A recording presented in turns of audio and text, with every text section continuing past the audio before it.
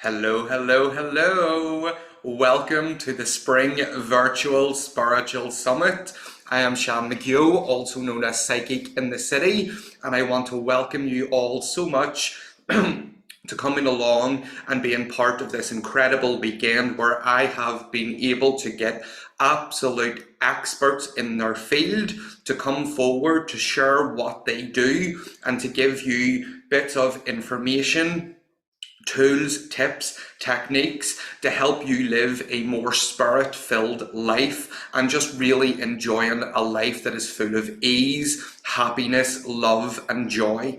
Now, for those that don't know me, well, what's taken you so long to come across me? This is my second virtual spiritual summit. I had ran one at the end of last year at December time. It was a phenomenal, again, 2-day event with some incredible speakers. They were all absolutely incredible. And pretty much from that weekend finished, I was asked almost immediately, are you going to do another one? Are you going to do another one? And I thought, whoa, whoa, whoa, whoa, whoa. Calm down. I've literally just finished. And I thought to myself, yeah, the virtual spiritual summit, I want to make it a bi-yearly event, which means twice a year, if I'm not mistaken. It could also mean every 2 years, but we're doing it twice a year. So there's me going off on one. Please expect a lot of that over the weekend. So like I say, my name is Sean McHugh. I'm also known as Psychic in the City.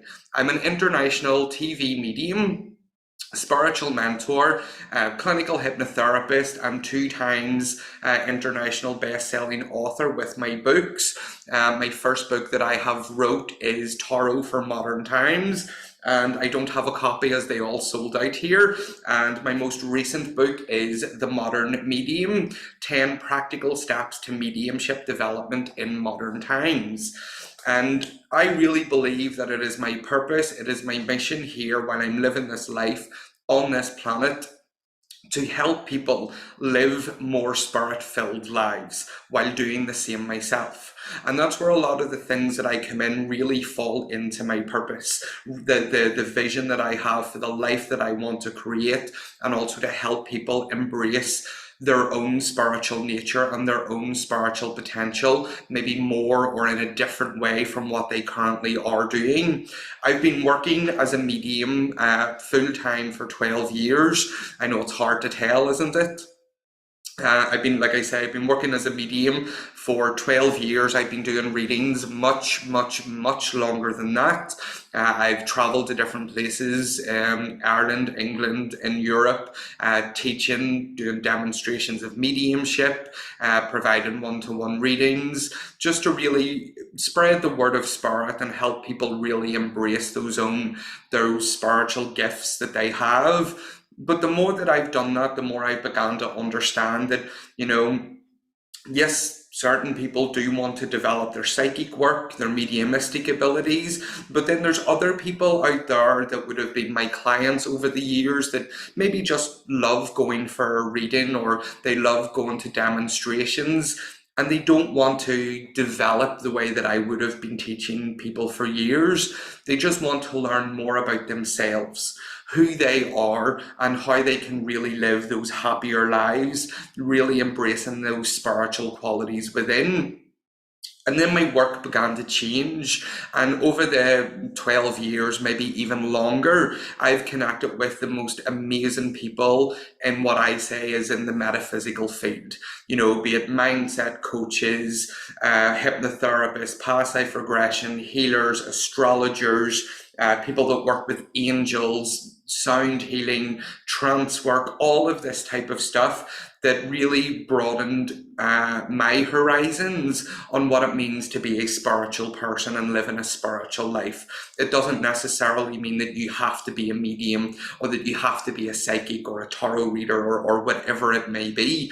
It's to incorporate all of these different things and know that there is so many different tools that you can have available in your toolkit to help you.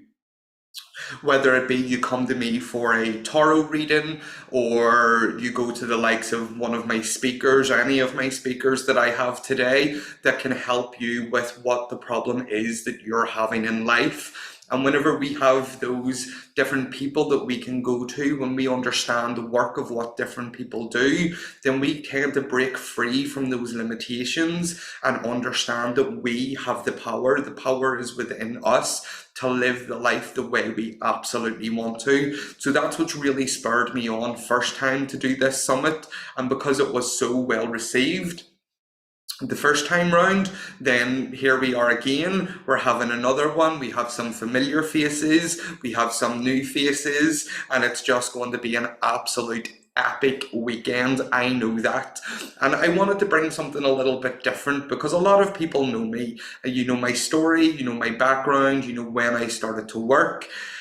And I didn't want to just put on an event where it was going to be me saying things like, oh, I got my first deck of tarot cards whenever I was 13, and my mum would have said, yeah, he was always a little weirdo as a kid. You know, you have all heard those things. I wanted to bring other people with other experiences from other backgrounds to show you that you can walk many paths, you can go down many avenues in order to be that fullest expression of yourself.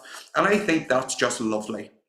So welcome everybody to the Virtual Spiritual Summit. We will be running for about 3 hours today, 3 hours tomorrow, depends how much I talk, really, and we have some fantastic speakers lined up today and tomorrow. But today we have Amanda Took, aka the Angel Mystic, who will be talking all things angels, guardian angels, and how to connect with your guardian angel so that you can live, you know, just a better, more relaxed life.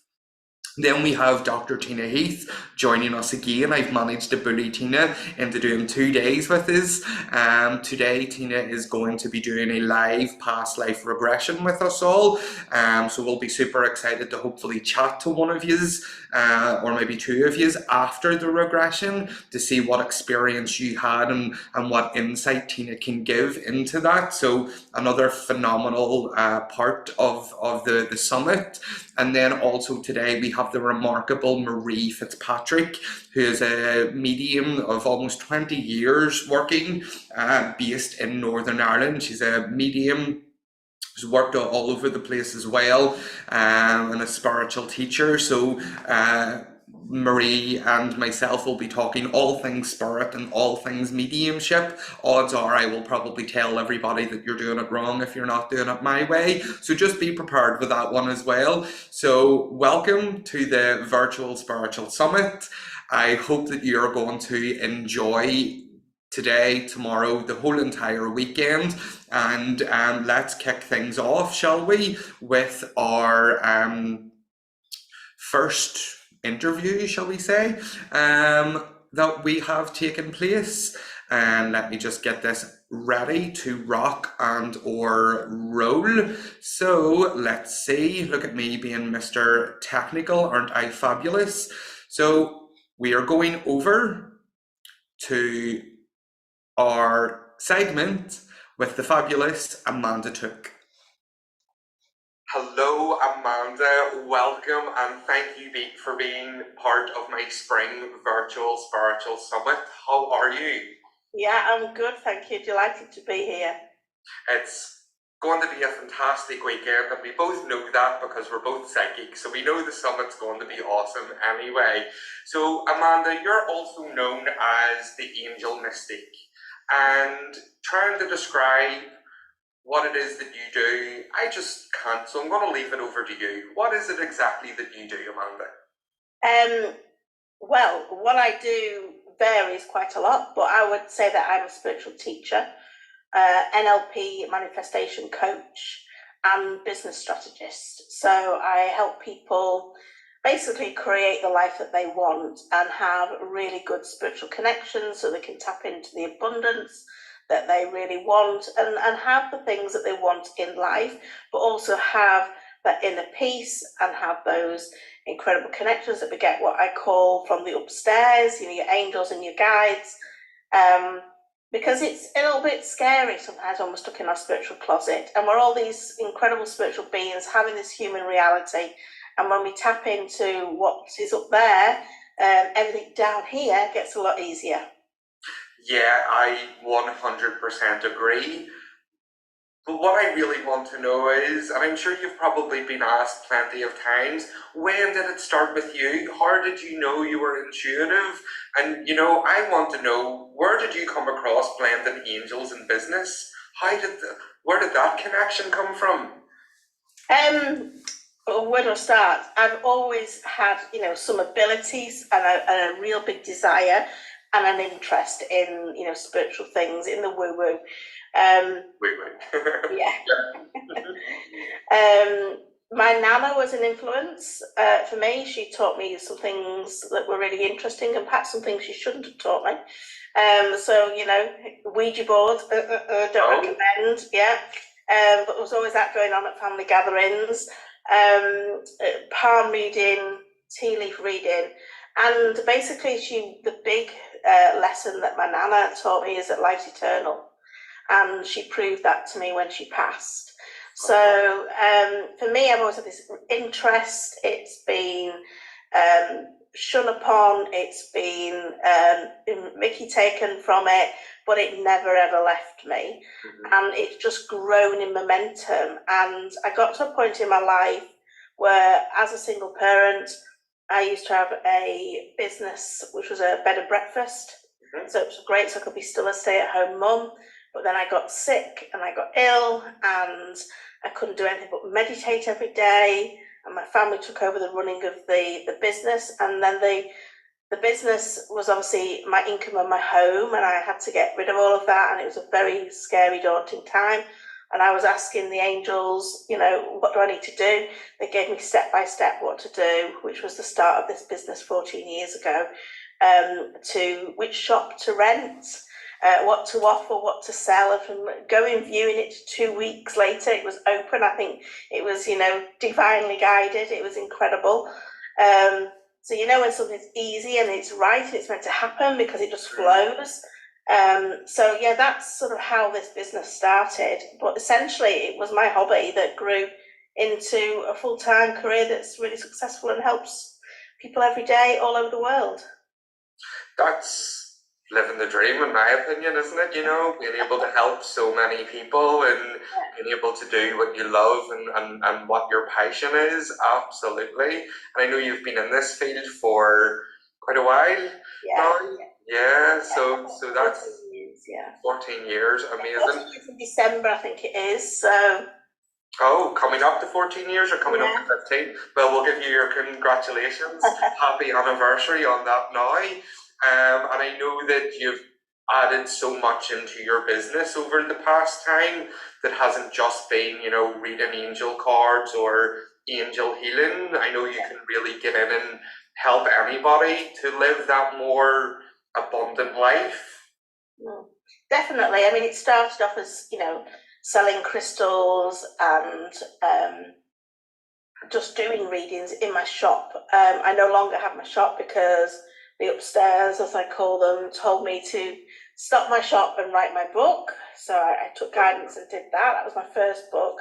And then my business came all online. Then I moved into coaching, big groups and one-to-one.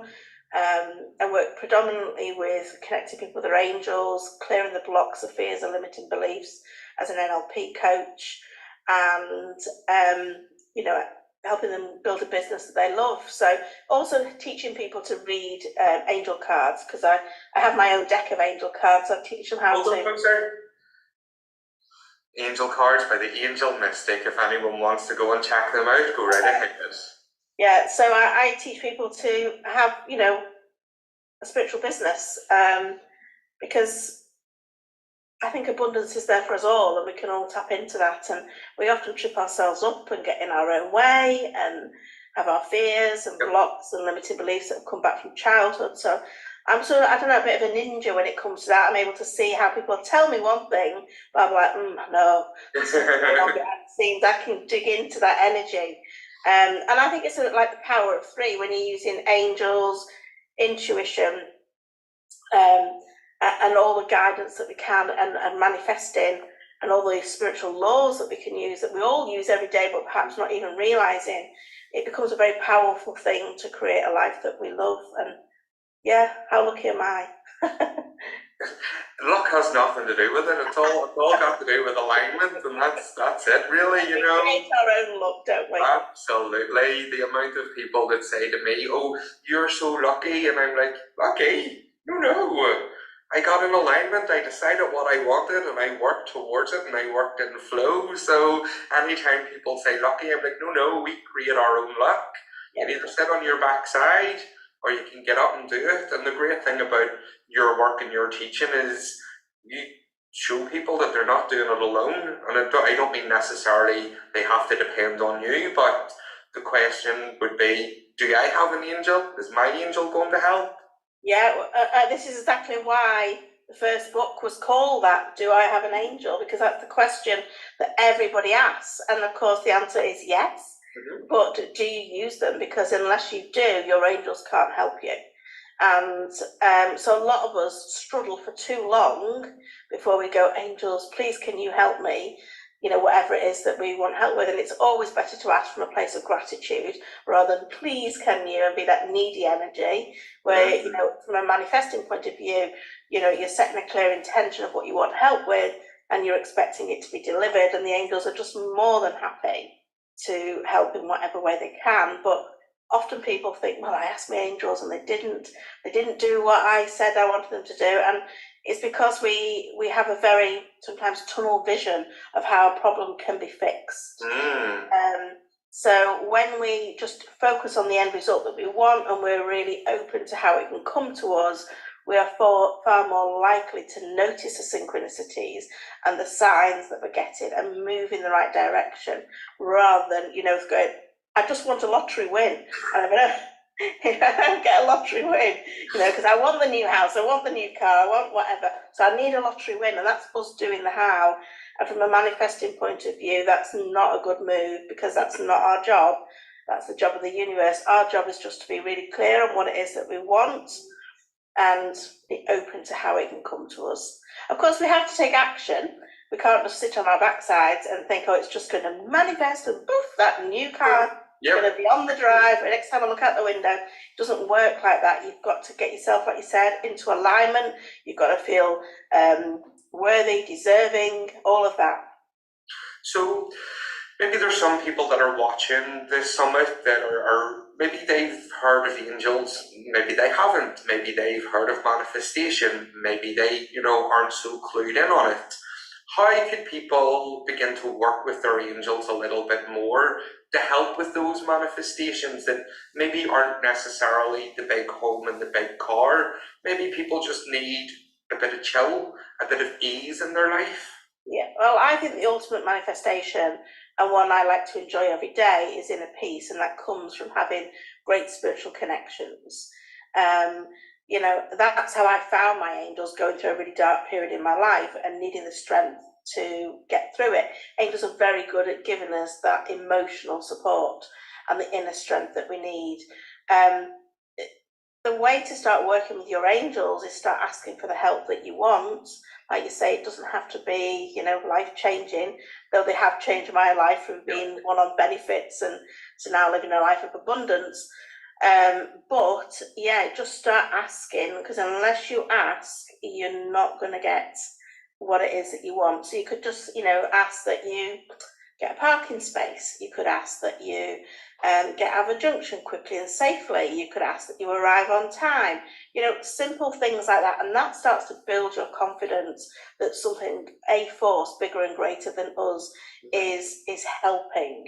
Now, I honestly believe out of all the different realms that we can connect with, angels are the easiest one to connect with, because they will communicate how you need it. So I'm not a big one for going looking up numbers, what does 1111 mean and all of that, because your angel is communicating with you how you need it. So they'll be chucking you down feathers, or they'll be giving you synchronicities or messages in music. Like, I was listening to a song the other day, and I was really enjoying it, and I kept having it on repeat, and it's a really old track, a really old track.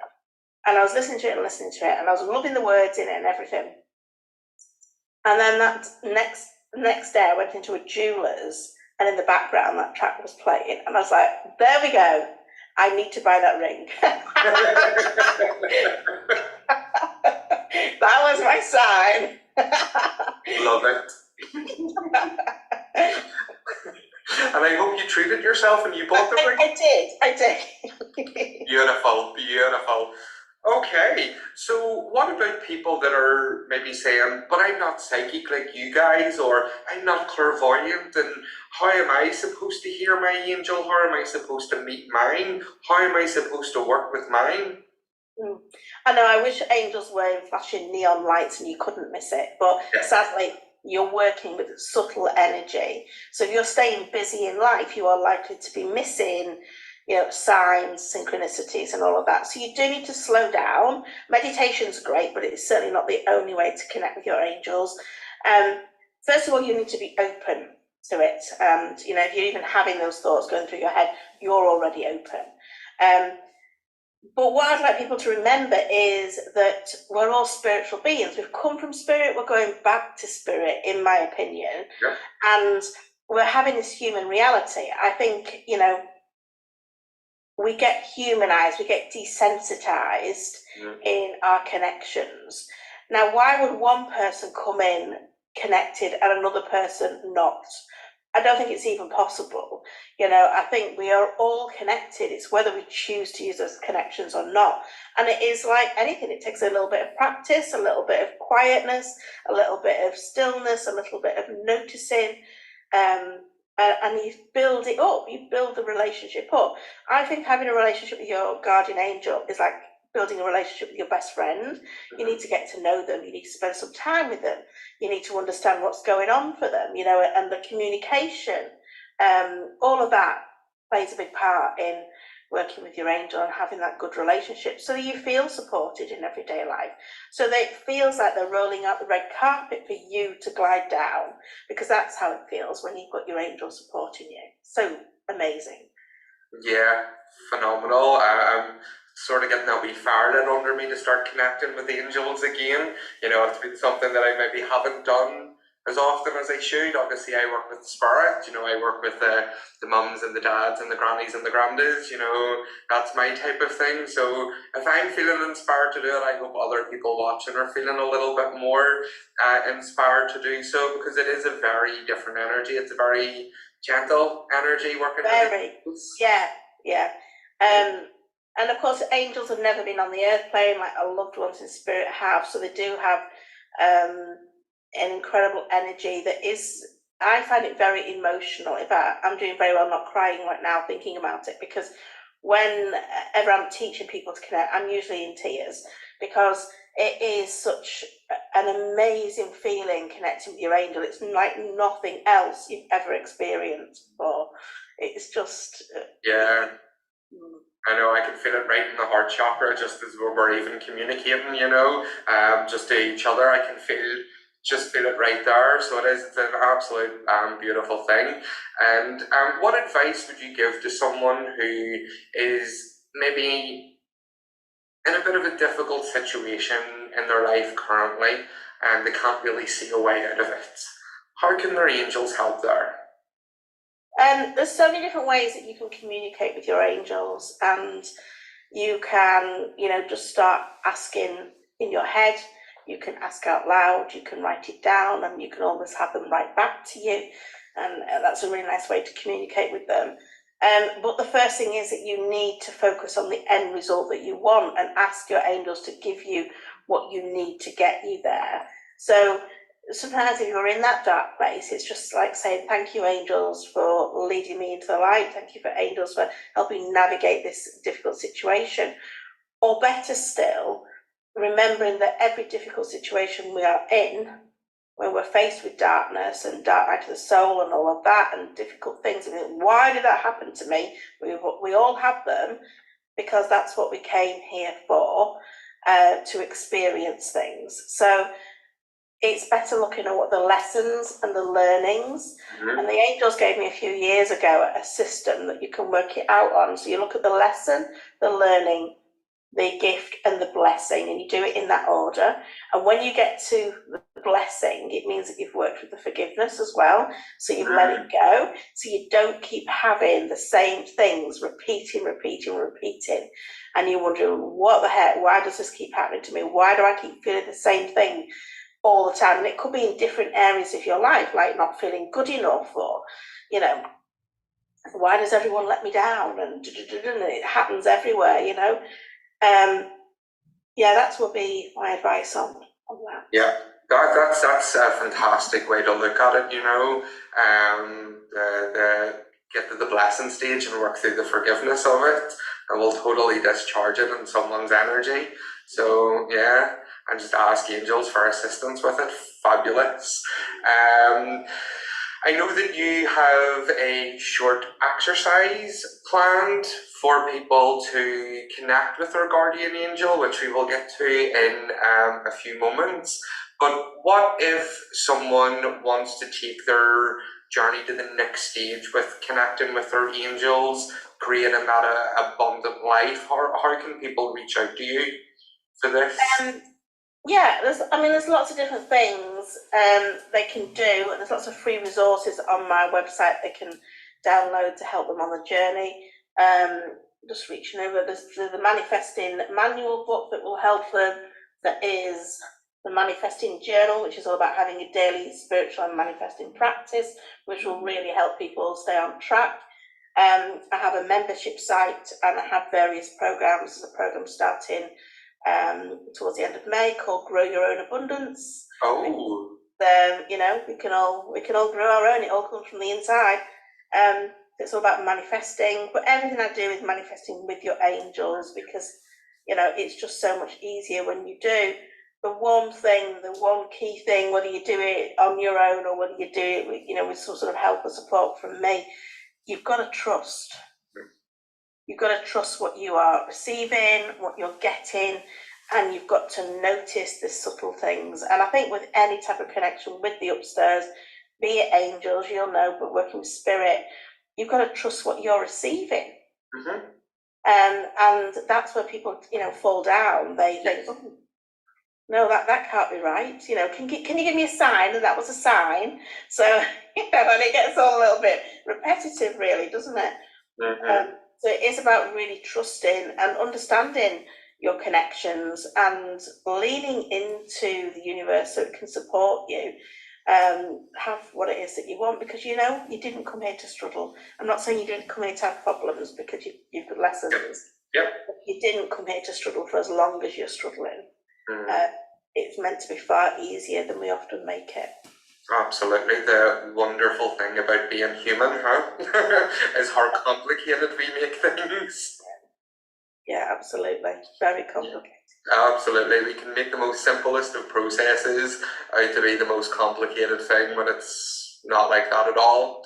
And it's great to hear from the like manifestation side, the abundance side, but from that angelic perspective, because I have to say, apart from yourself, I've not come across that before. You know, it's usually the circles that I would run in. It would be, you know, mediums and healers and that type of thing. And I've seen a lot of, you know, manifest with spirit.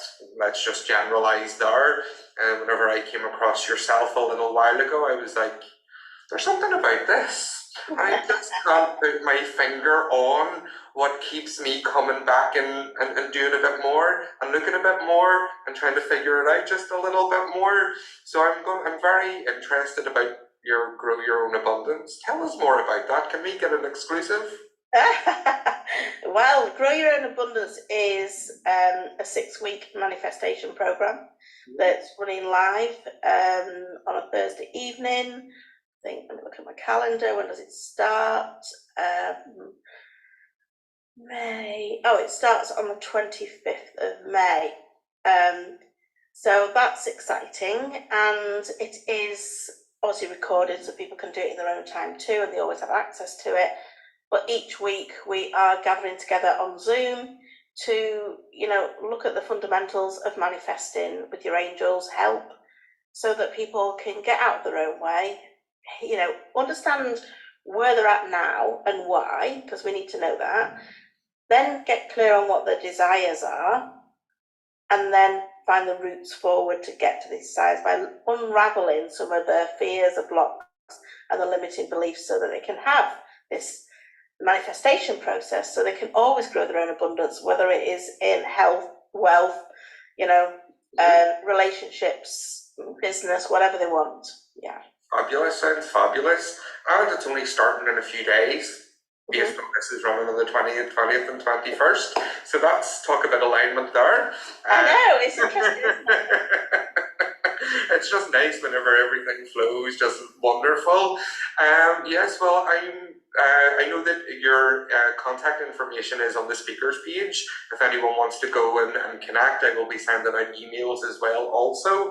And I'm super excited for this short little experience with connecting with your guardian angel. So what I'm going to do is I'm going to unpin myself, so it's just going to be you, but you will still see me.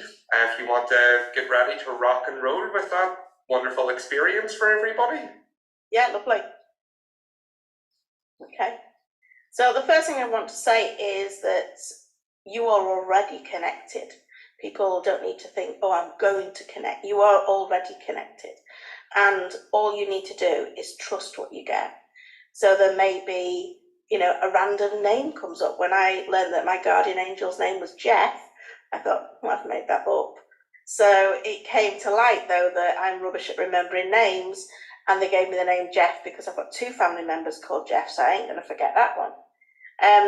But you will notice things. I'm getting them already. I can feel all the tingles happening. You'll notice things happen to your body, and you could easily dismiss it as something else. And what I want people to do is really trust and really be open. So it might be that this is a busy time for them. They might be listening to this whilst they're doing something else, but you do need to be quiet and you do need to be still to be able to experience this. So it's always nice to set an intention as well, but you won't be interrupted while you're doing this short exercise. Everything I do is short, everything I do is easy, everything I do is fun, because let's be honest, life's busy. So it's got to fit in. So when everyone's ready, if you just want to close your eyes and go within for a moment.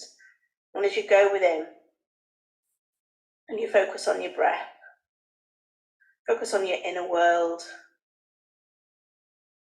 If you're taking a big breath in and out, and in and out. Just centering yourself, noticing that stillness, that calm that lies within. Whatever's going on in the background, it doesn't matter. You're just focusing on your inner world for a moment. And as you do, call upon your guardian angel to come in close. And ask your guardian angel to wrap their wings around you. And as they do, you feel safe, you feel loved, you feel cared for. You might feel a warmth or a tingle or a brush of the feathers. Whatever you're noticing, just acknowledge it's your angel. You feel so understood, so safe and cared for. As you ask your guardian angel what their name is, and just take any name that first comes to mind. Don't worry if it doesn't make sense. Just trust.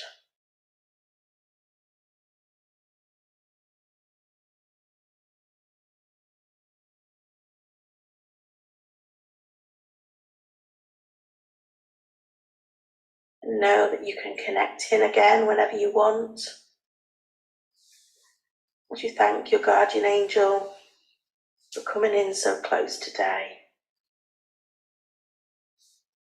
Feeling the chair beneath you. As you open your eyes, come back into the room fully grounded and awake.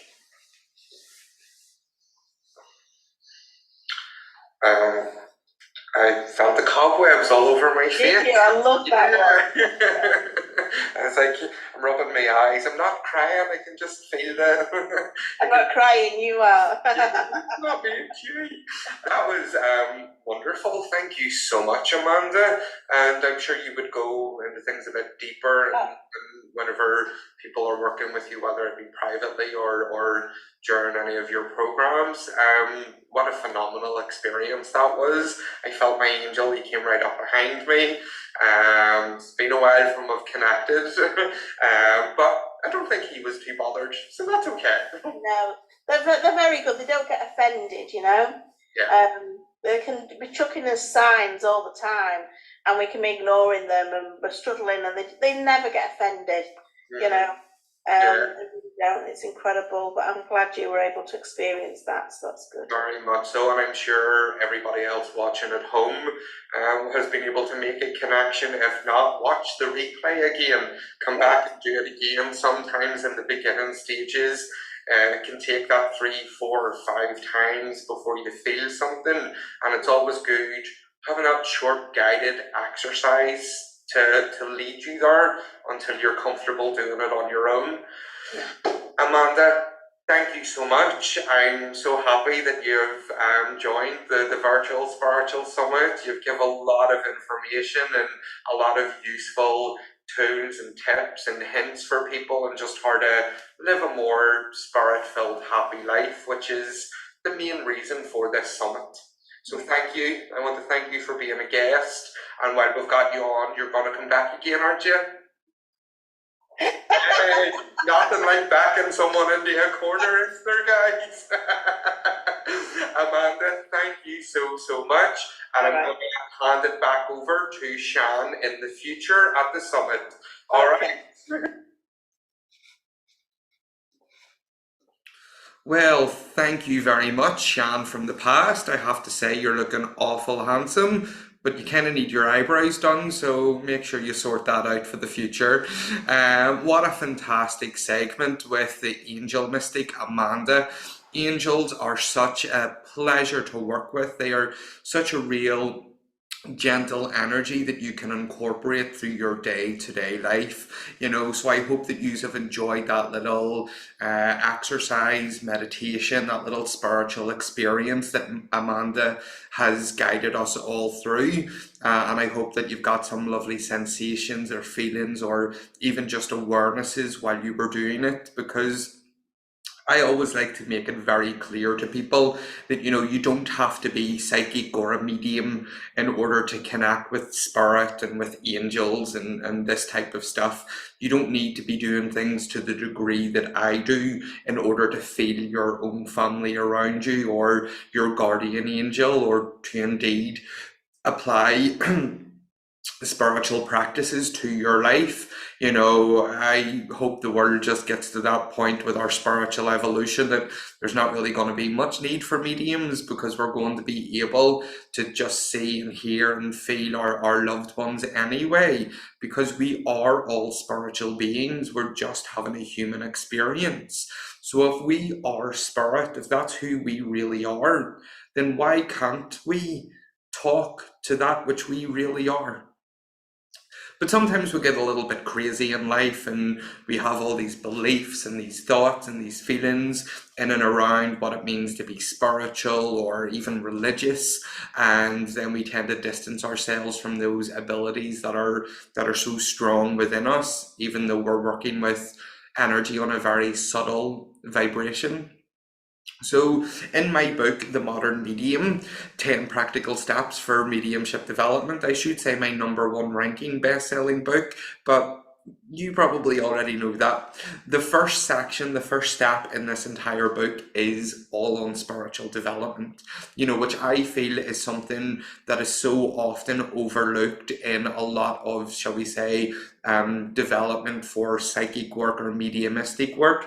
We tend to go straight to the external, being the spirit people or other people's auras, before we actually get a good understanding of who we are and the importance of developing spiritually, be that through, you know, connecting with your guardian angel and learning to look at things just how Amanda had said. You know, when you look at things and you can see the lesson, the learning, and eventually the blessing in that, then that means that you've moved through different stages. And she did mention forgiveness, and forgiveness is a very important part, I find, because it really imprints in our energy. It gives us a real density whenever we are walking around, you know, angry, upset, frustrated, just really harboring a lot of hurt and those real lower feelings. And now I'm not saying that we're never ever supposed to feel feelings like that, or I'm not one of these spiritual teachers that says we should be, you know, ecstatic all the time. We are on this planet to feel those wide range of emotions, but whenever we can't actually process them, when we can't release them, then it becomes a cycle. It's that just catch 22 almost. You know, we can't break out of feeling those lower harmonic feelings to be of a higher vibration, because we don't know how.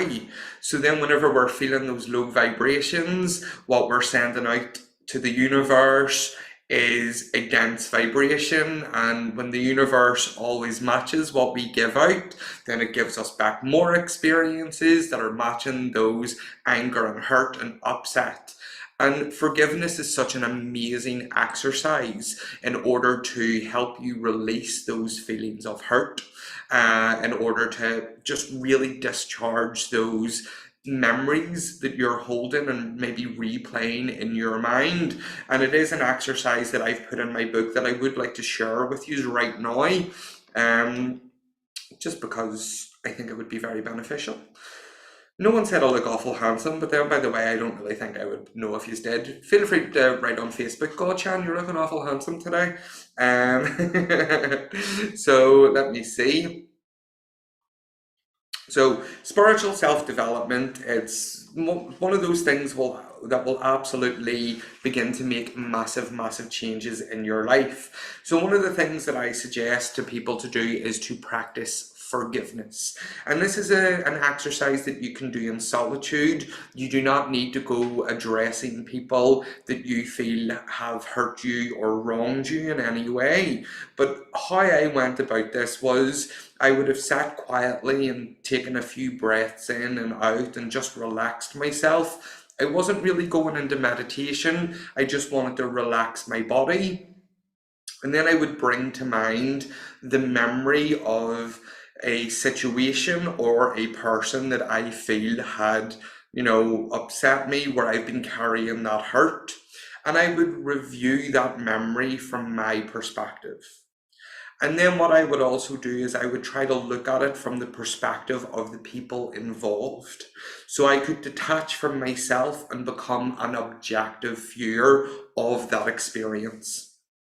Yes, I was hurt. Yes, I had whatever going on with me. Yes, I would be feeling and acting a certain way due to this. But the disconnect from that, getting out of that victim mentality, that victim mindset, and then being able to look at it from person A's experience, whether I knew totally that it was correct or not, I would look at things and go, well, she had this going on, and maybe this was affecting him. And then that would begin to break and discharge the emotional charge that I had attached to that. And then what I would do is I would forgive that situation. I would forgive the other person involved in that situation. And then I would send them love. Just sitting and just send them love, forgiveness. And then I would also forgive myself for carrying those hurt feelings for such a long time. And I know that this sounds like a very simple exercise, which it is. It does not need to be complicated. Like you heard Shan from the past say, the wonderful thing about being human is that we complicate things way too much. So I would have done this exercise and I still do this exercise. Some things take a little longer. Some things one or two times and that emotional discharge, it's that energy's gone. It's out of my vibration. It's no longer affecting me. It's not in my aura anymore. And then there's other times with say maybe more serious things where I would have had to I would have been begrudgingly sending forgiveness. I would have been sending love through gritted teeth, that type of thing. But the more that I done it, and the more that I sent forgiveness, the more that I sent love, the more I forgived myself, the more I could look at those memories and those experiences without feeling hurt anymore. And sometimes we just gotta accept the fact that, sometimes someone will do something on us that will upset us and we won't get an apology for that. So, in my opinion and in my experience, what we can either do is we can boom, discharge the whole situation ourselves because we have those tools within us to send that love, to send that forgiveness to other people. And once we can do that, then our relationships with those people will change for the better because you no longer hold on to that hurt, that upset, or any of that type of stuff. Or option B, you can continue on with the victim mindset. You can continue on with, oh, I'm so hard done by, and we've all been there, we've all done it, but we have so many different tools at our disposal in order to help us really, really break free from that. And you know what? It's kind of interesting that we're talking about freeing up these things when my amazing next guest has just showed up. So I would like to welcome to the summit the fabulous Dr. Tina Heath. And I'll just get our little things sorted out here. Um, so, um, hello, hello, hello. I'm just saying I'm finding it quite, quite fun. I'm talking about releasing negative emotions, releasing these different feelings, and in comes Dr. Tina Heath. Talk about alignment right there, Tina. Tina, hello and welcome. Hello, Sean. Good afternoon, Sean. Great to be here for your second virtual spiritual summit. How's it going? Fabulous, fabulous. We just had our segment with Amanda Took, the angel mystique, and I was talking about the spiritual development parts that are in my book, one of the practices of forgiveness and how to forgive certain situations. And then you popped up, and I was like, hmm. I wonder if Tina can offer any insight into that. Divine timing. Well, yes, I mean, as I think it might even be a quote from, I've got to say, you're looking absolutely fabulous, by the way. Good for you. I love the pink tie and I love the plaid waistcoat, white shirt, very, very smart, Sean. Thank Looking you, really thank great. you. Yeah, it's so holding a grudge against somebody rather than forgiving, a lot of people, I mean, forgiveness is something that I suggest to my clients probably every session. And they say, oh, I can't forgive and I can't forget.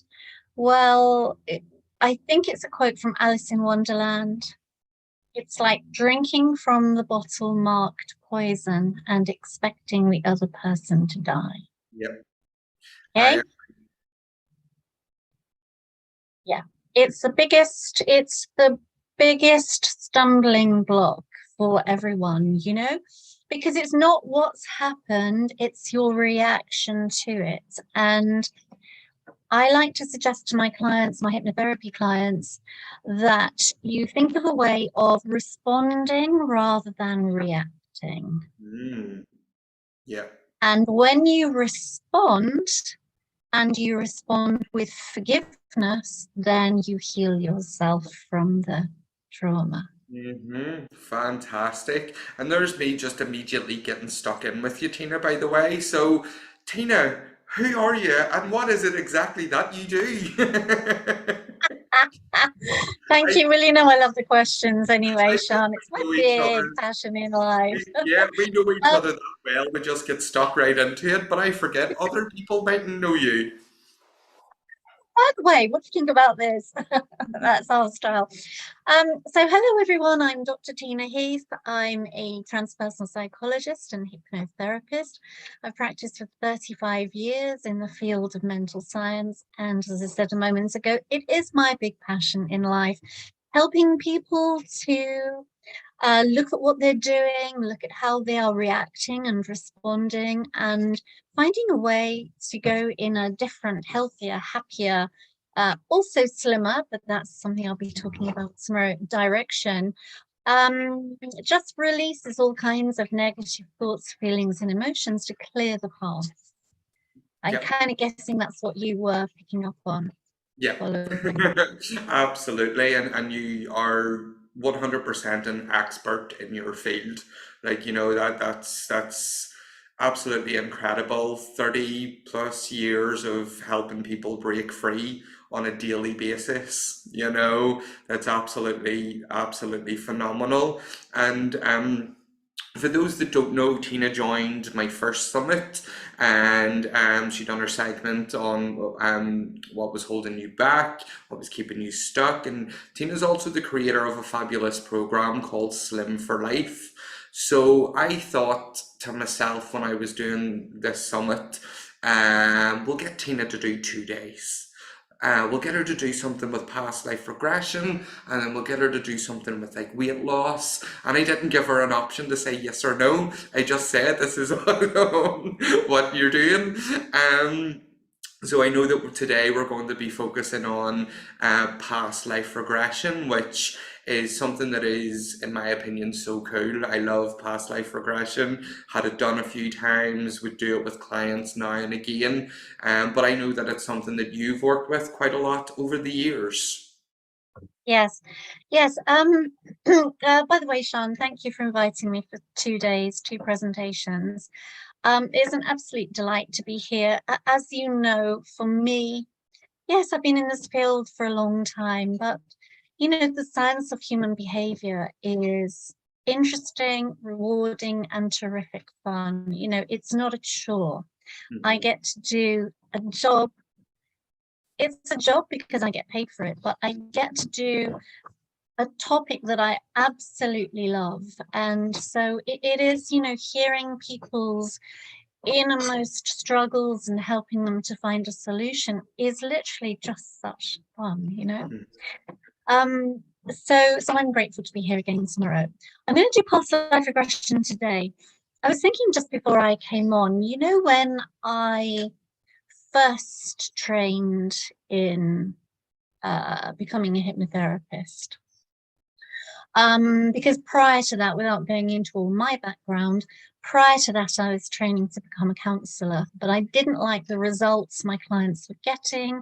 I thought it was too long-winded, especially in the UK where we have human-centered counselling. It was just really relying on people finding their own routes out. And hey, that's why they come to a therapist in the first place, for some help to find the route out, because they can't do it on their own. So I found that all very very much of a struggle for me as well as for them, because I'm a results focused person. And I was thinking just before I came on about when I first started to learn about past life regression. And I can remember sitting in the classroom thinking, yeah, having paid, I mean, a lot of money, you know, it's not cheap to train in this field of work. Not if you want to be really, really good, because I call myself a transpersonal psychologist nowadays. Well, that's what my doctorate is in, but I'm a transpersonal psychologist because I do the spiritual side of things as well. So I do past life regression, I do spirit release work. I'm a meta medicine consultant. I look at the way the mind is affecting the physical body and changing that to release people and set them in the direction they want to go. But I can remember when I first started to learn about past life regression, I literally sat in the classroom looking around me thinking, this is mumbo jumbo. I had that exact thought. This is mumbo jumbo. Crikey, what a load of rubbish this is. And I paid all that money, and I'm going back, say 25 years now, and it was about £2,000 in those days. It was a lot of money, you know. And I was thinking, what a waste of money learning this stuff, learning about the angelic realm, learning about the Akashic records, learning about the subconscious mind's ability to go back in time and answer questions. And I really just didn't get it. And it took me probably about 2 years of practicing the occasional past life regression before I began to realize the phenomenal results that people can achieve through a past life regression. And that's one of the reasons I decided I would do this today for our audience, just because it's something a little different. It's something, yeah, people do it, but it's just, I thought what I would do today would just be giving people a little taster of the power of their mind to go back in time and heal their body, heal their life, heal situations that require forgiveness, using that word again. Yep. And it's a fascinating topic. It really is. Yeah. You know, I would love to know your thoughts on why past life regression can be so important to someone and their healing process. You know, very broad, we'll not just look at one area, but why Yeah. past life regression and through your experience that you've had as to how it can be such an amazing tool for healing. It's an amazing tool for healing because it goes to depths that we may struggle to get to in other ways. And, you know, I've done a lot of past life work over the years, and on myself as well as with my clients, obviously. But giving the subconscious mind the option to go into a past life really just dots the I's, crosses the T's, and gives the subconscious an opportunity to explore further. Now, many times somebody may say, well, I have a trauma and it goes back to 3 years of age. They know that it goes back to 3 years of age. But when that 3-year-old child came into this life, they brought a trauma with them that caused them to attract more trauma. Wow. So, and people may not like me for saying this, but traumatic situations, even people who have suffered things like abuse, and this is a subject that will touch some nerves of people, but hey, when we do the trance in a minute, I'm here to help you if this is you. And of course, you can always reach out to me at another time if you want to. But even people who have been through significant issues in this life.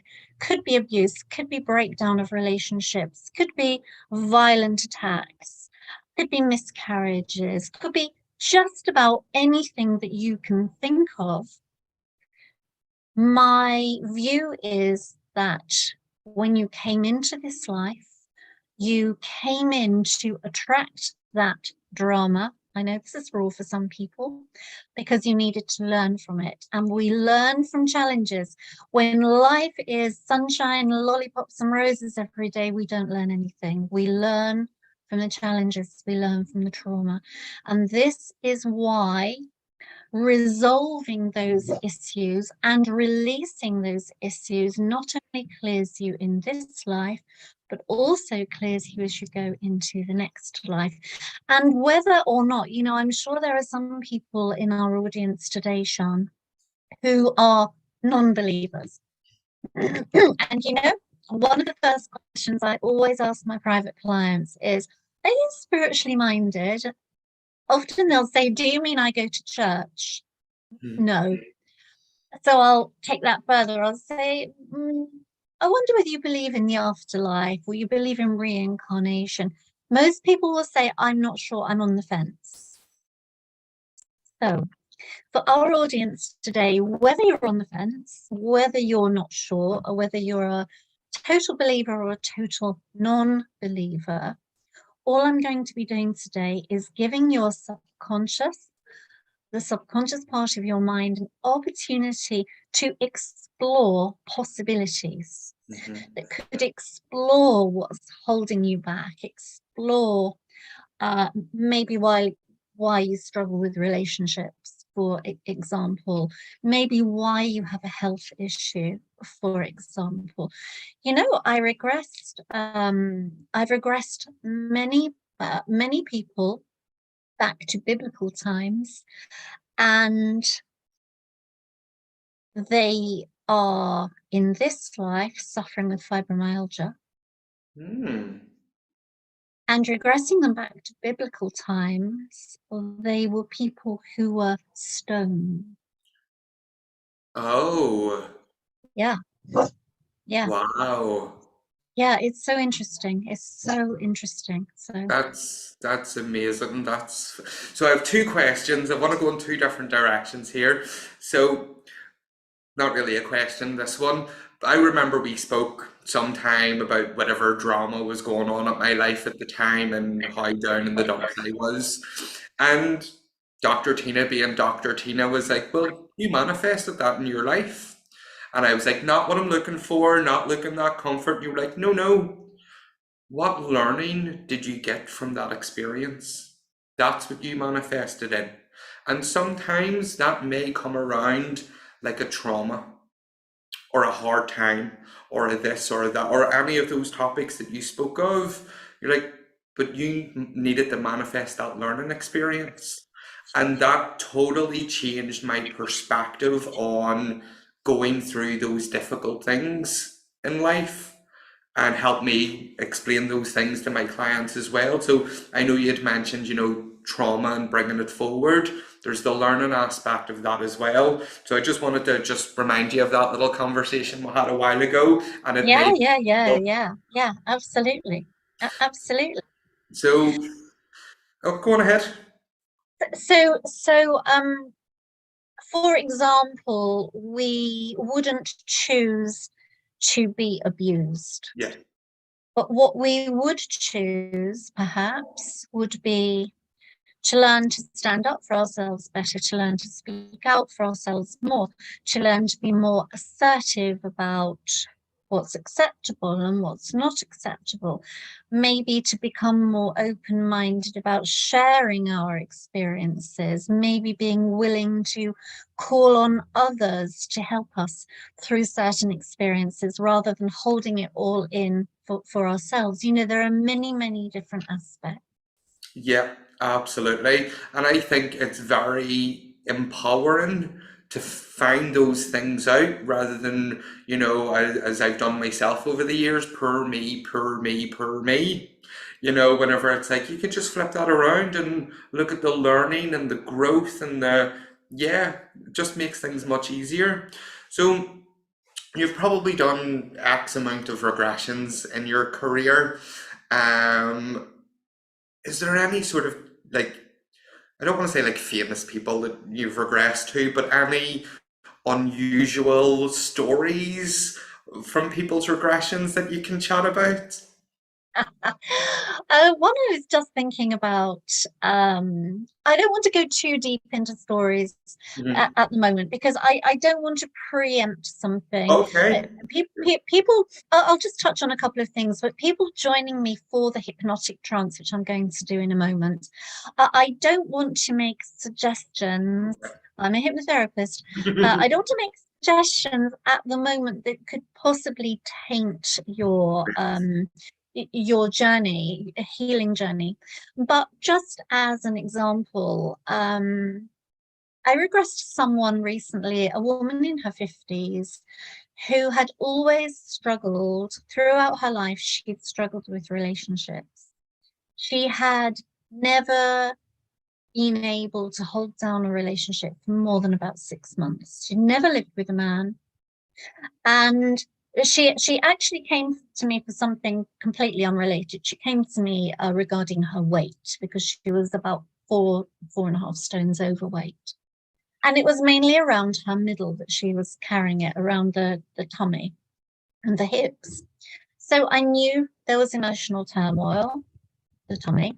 Mhm. I knew that there were stubborn lumps of anger, Mhm. the hips. And so I regressed her back to, she also had this thing about, I hate men. Well, either you love men and you want to be in a relationship with a man, or you don't. But she kept throwing into the conversation this because of course all men are blah blah blah, all men are such and such.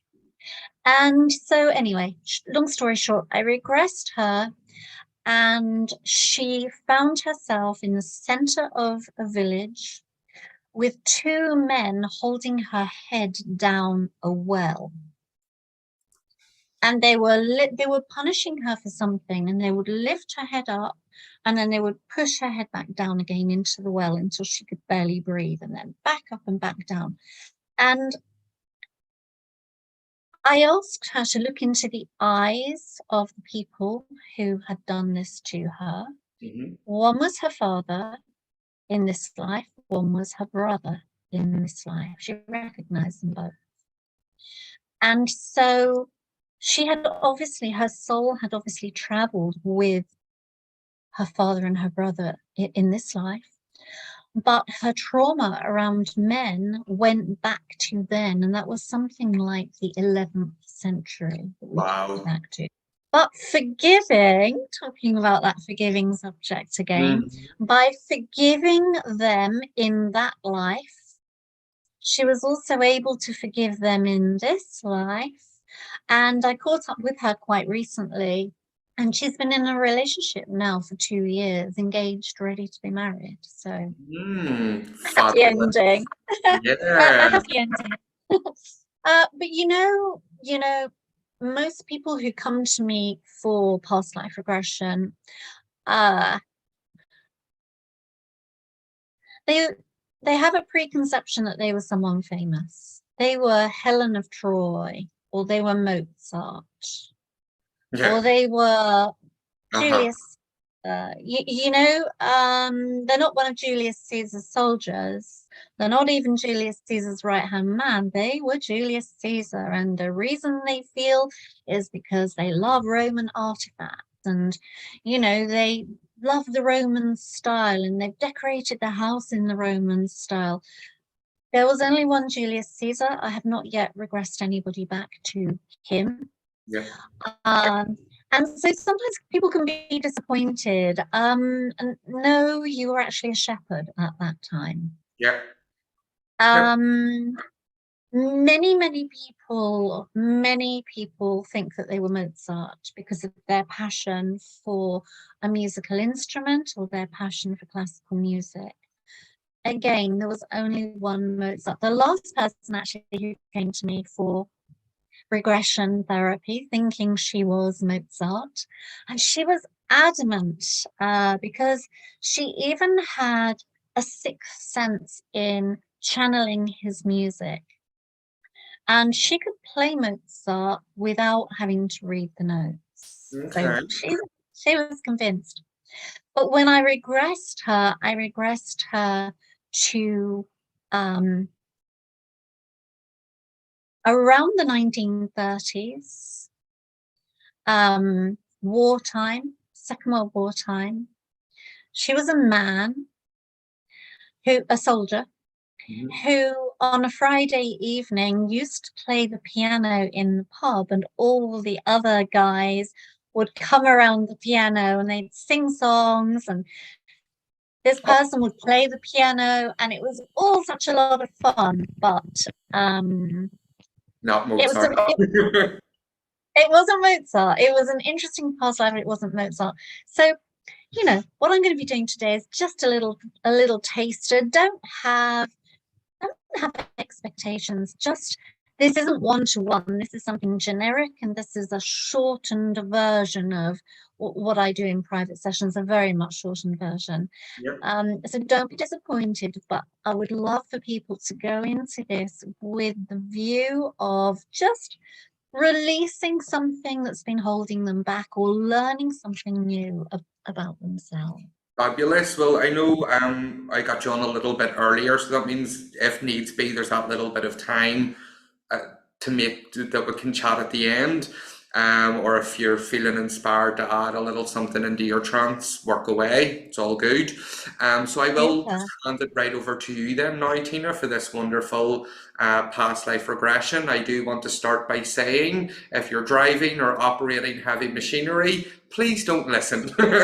Please make sure you put your kids down out the back with the dogs. We don't want you, going into a nice hypnotic state while you're, maybe holding your baby. So over to you, Dr. Tina. Thank you, Ash. Thank you so much, Sean. That's wonderful. Thank you. So welcome, everyone. Welcome to Hypnotic Trance. As I said earlier, I'm delighted to be here. I'm delighted to be sharing with you. This is a hypnotic or a hypnotherapeutic, a bit of a big word, but hypnosis in therapy journey. It's a healing journey that, whether or not you believe in reincarnation, whether or not you believe in past lives, can have a very positive outcome. It can release a health concern or an emotional block, or give you an answer to a question. Even if you don't know what the question particularly is, the answer can still come through via your subconscious mind. So if you're puzzling with something as we go through the trance, you will have an opportunity to focus on what is your question and hopefully get a result. So please note, I said just now, this is an excerpt of my full past life regression. My full past life regression session is usually 90 minutes. 90 minutes of hypnosis, and I can take you in and out of different lives. But what we're doing here live today is a taster. I hope you enjoy it.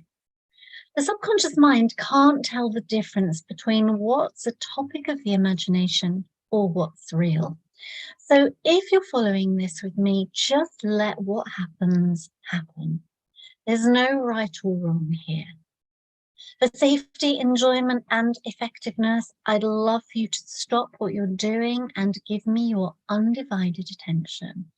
Well, together we take your marvelous mind back in time on a journey of exploration into a past life experience. So from now on, you don't need to do anything.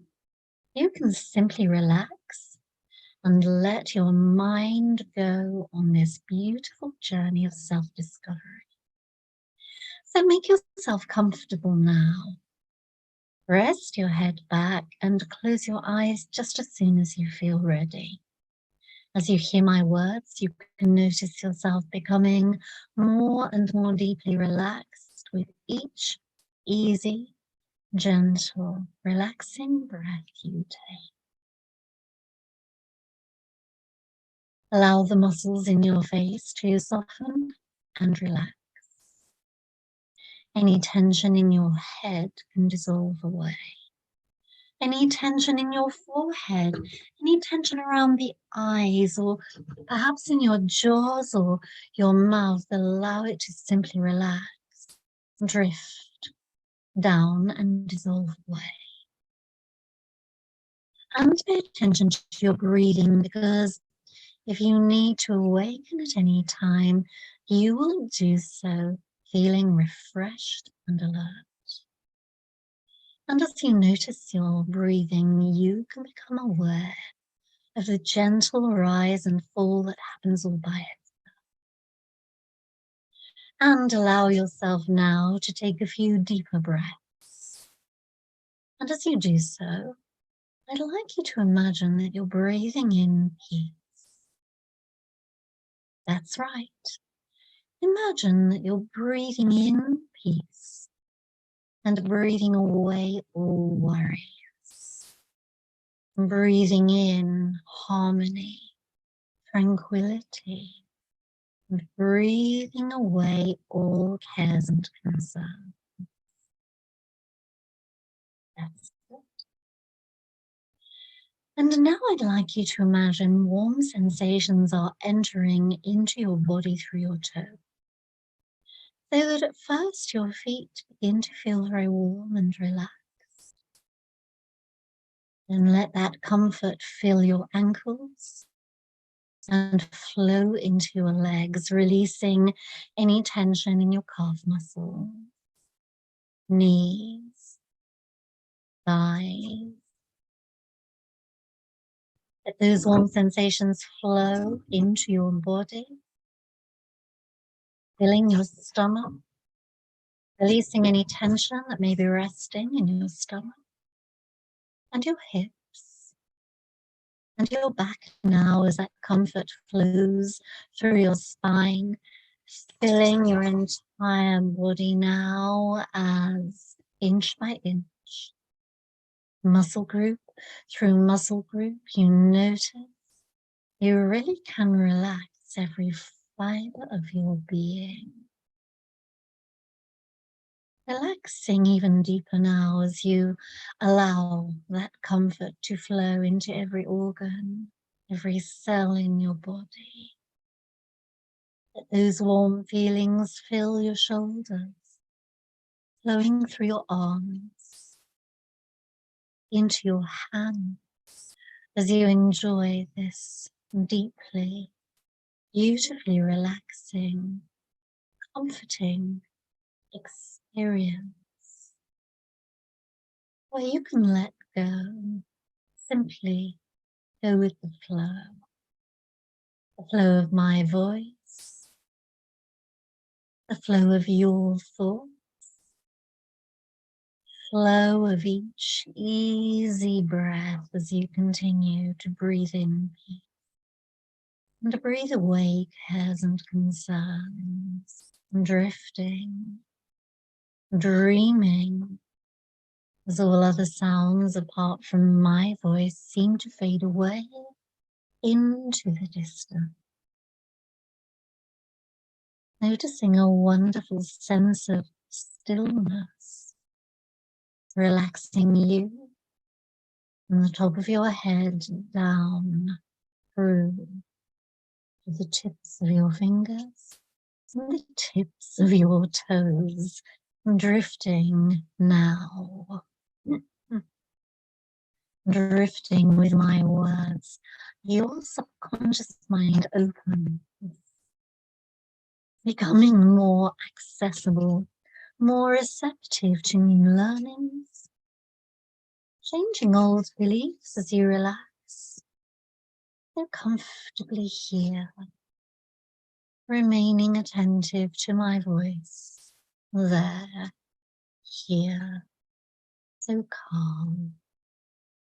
With each easy breath, with each gentle beat of your heart, as I talk to that special part of you, subconscious mind, that wonderful part of you that has stored everything that has ever happened to you, even before you were born into this life experience. Your subconscious interacts with your conscious mind, higher consciousness, and your physical body, and has the power to affect your conscious mind and your physical body. And today, I call upon your subconscious mind to guide you on this journey of self-discovery, accessing memories that can seem difficult to access during the busyness of everyday life. For a few moments, allowing your marvelous mind to go back in time, soaring way back in time, crossing lines, remembering things old, forgotten, and new, into lives you've lived before. Because this is your time, nobody wanting or needing anything, nobody expecting anything, your special time to relax and let it become easy to turn the world off and focus on personal well-being. As this beautiful sense of inner peace overwhelms you now, as we proceed slowly, before taking that first step that will lead you to that celestial sanctum, moving inside now, deep within yourself, moving steadily, focusing on moving deeper and deeper inward into an altered state of that which appears real. Nothing concerns you at all as you go deeper within your consciousness, moving even deeper. Visualize now high above, far beyond clouds in the sky, perhaps on a distant star, a heavenly, huge and ancient building. And know that this magnificent and beautiful place is a holy place, larger and grander than any holy place that could be found here on earth. This celestial sanctum has a colossal double doorway beneath huge arches and massive towering twin spires, leading to a beautiful, elaborately carved entrance is a set of huge stone steps. Concentrate on bringing into your vision this vast holy sanctum, every minute detail of its ancient, elaborate masonry, the enormous, mystical marble statue, warm and yet still glorious in their beauty. And see yourself climbing these steps.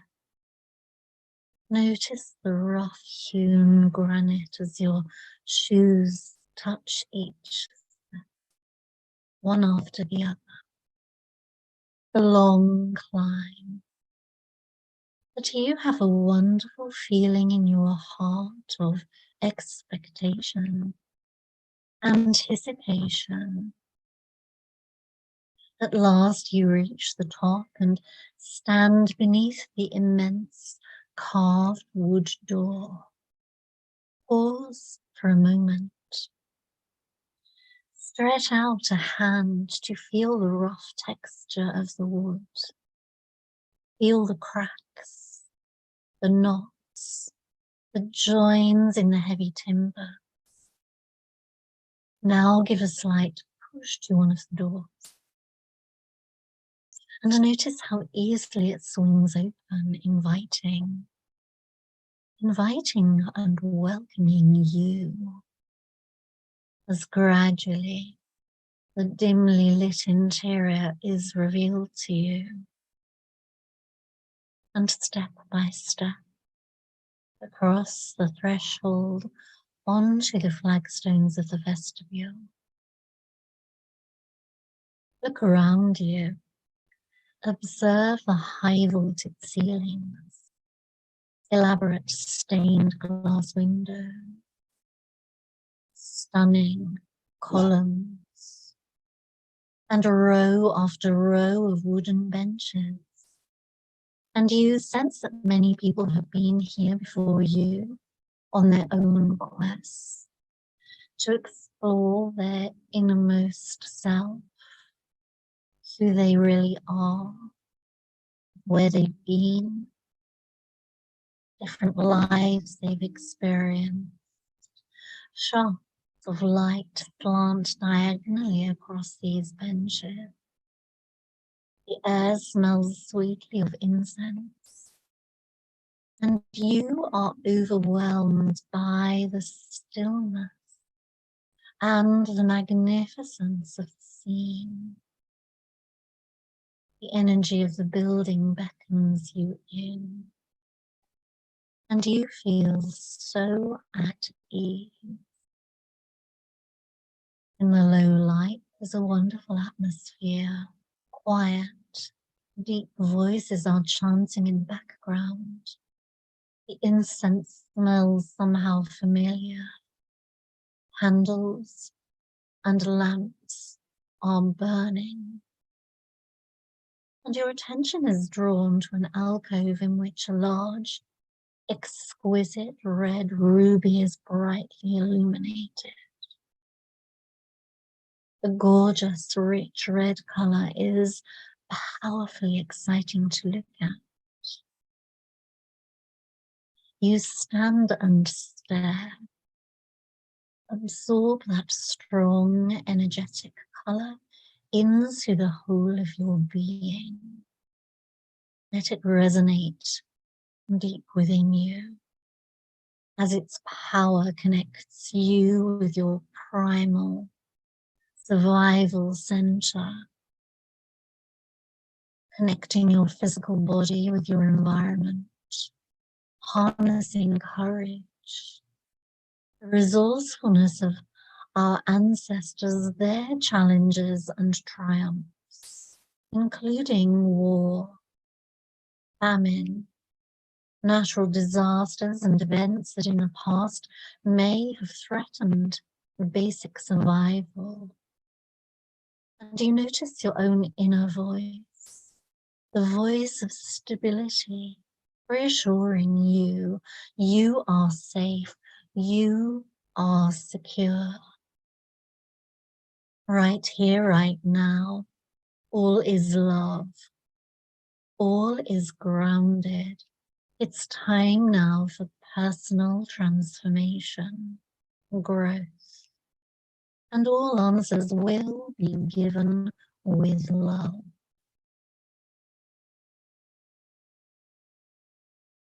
After a while, you walk on, the chanting sounding so relaxing, somehow connecting with the innermost part of your own perfect mind.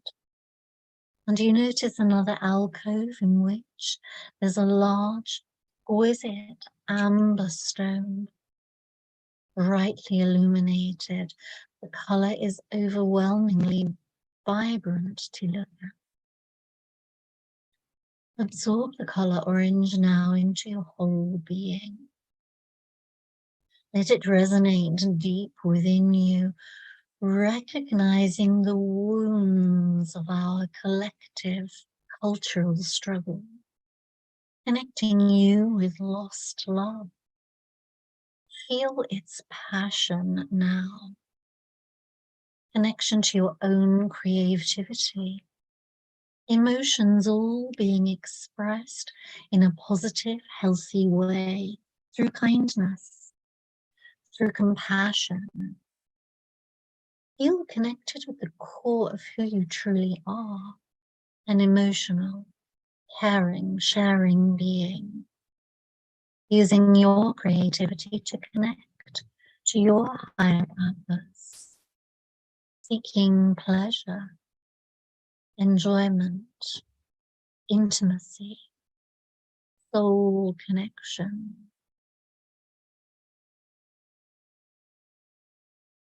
Progressing in this magical place, you now notice an alcove in which a beautiful, large, exquisite yellow topaz is brightly illuminated. Again, you just have to stand and stare. Each of these colors has a subtle, different effect on you. Yellow having its own frequency of vibration, and gentler quality perhaps than orange and red. Absorb the color yellow into the whole of your being. Let it resonate deep within you. Grasp your own power, despite mistakes, perhaps wrong choices in the past, inertia, lack of courage, circumstances where you were reactive rather than responsive, a procrastinator, prone to emotional outbursts, or weaknesses due sometimes perhaps to judging yourself too harshly. Let all that go now and connect with willpower, strength and vitality, playfulness, forgiveness, and gentle connection with love, light, and healing.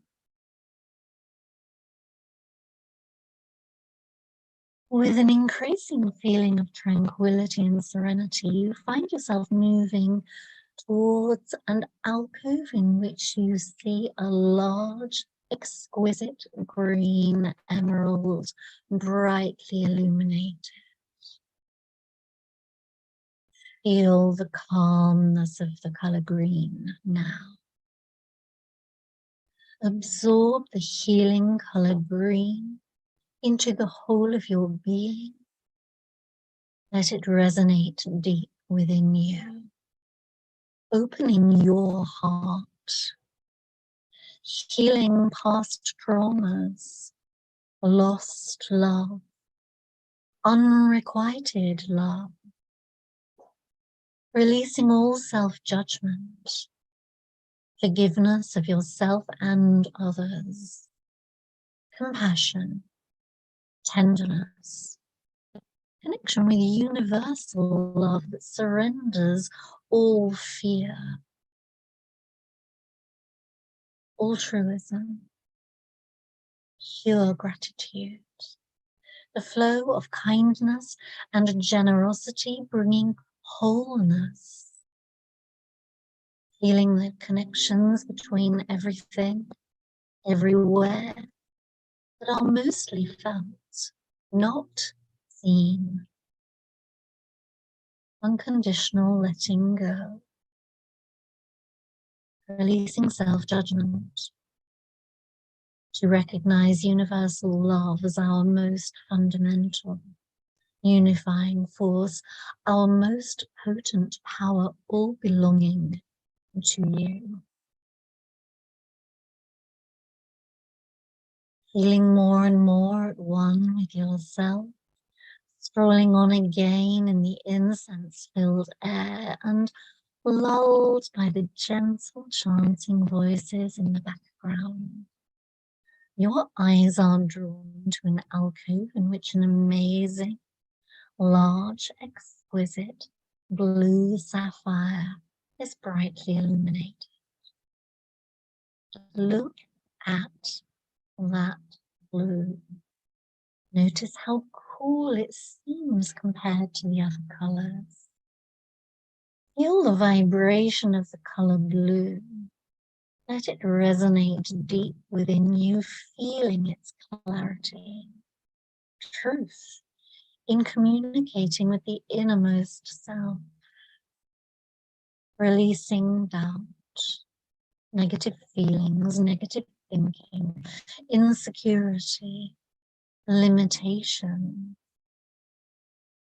releasing feelings of bondage through family conditioning, cultural conditioning. You feel peaceful, worthy, trusting your intuition, embracing truth, finding your voice and speaking the voice of courage, inner truth that comes from love, opening up to infinite possibility. Now moving further into the building, you find yourself peering into another alcove in which a beautiful, large, exquisite purple amethyst is brightly illuminated. Note the richness of the color, its sophistication, different again from the other frequency. Feel the vibration of the color purple. Let it resonate deep within you. Feel its insights into grace, gentle connection with the wisdom of elders, inner knowing, as you view the world from a very expanded space in time and space, encouraging conscious co-creation as the timeless spiritual being that you are. Letting go of past injustices, embracing your independence, using your brain for change, self-reflection, cutting through all illusion to access even deeper truths, seeing beyond mind, beyond words, releasing all self-limiting ideas and beliefs to develop wisdom comes from a perspective that transcends the duality of good or bad, black or white. And finding yourself now mesmerized with another alcove in which a large, brilliant, exquisite white diamond is brightly illuminated. Just take a moment to look at the whiteness of the light with flashes of all the colors of the rainbow. Consider for a moment that the white vibration is composed of all those other frequencies, their qualities and moods. Feel the spirituality, honesty and openness of the whiteness. Let it resonate deep within you. Feel connected with other beings, with heavens and planet Earth, atoms and quarks, on up to the stars, mystical oneness with everything that is. Understanding that what is, and what you do with what is entirely your choice. Recognizing your oneness with the divine, grounded on earth while connected with the heavens.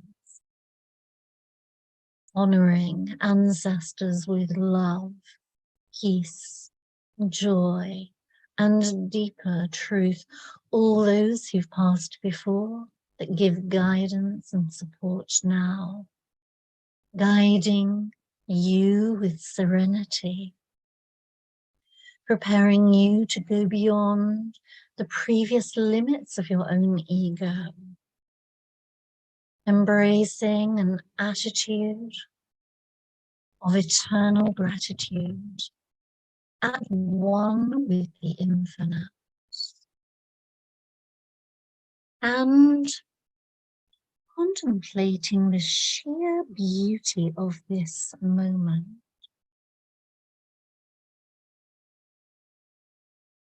You sit down at one of the wooden benches, resonating fully with the atmosphere, enjoying the distant sounds of monks still chanting in the background, their voices soothing the very core of your being, healing.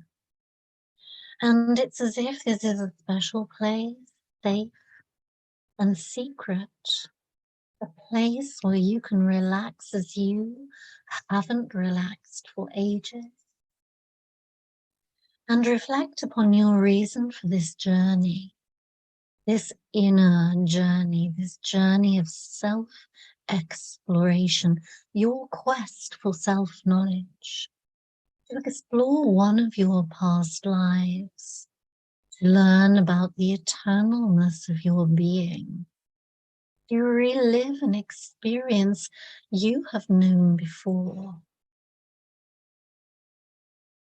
So take a moment to think now about your questions, your personal questions. Who am I? Where have I come from? Why do things happen in this way? What do I need to learn? Perhaps you've experienced feelings of what we call déjà vu. What are your questions?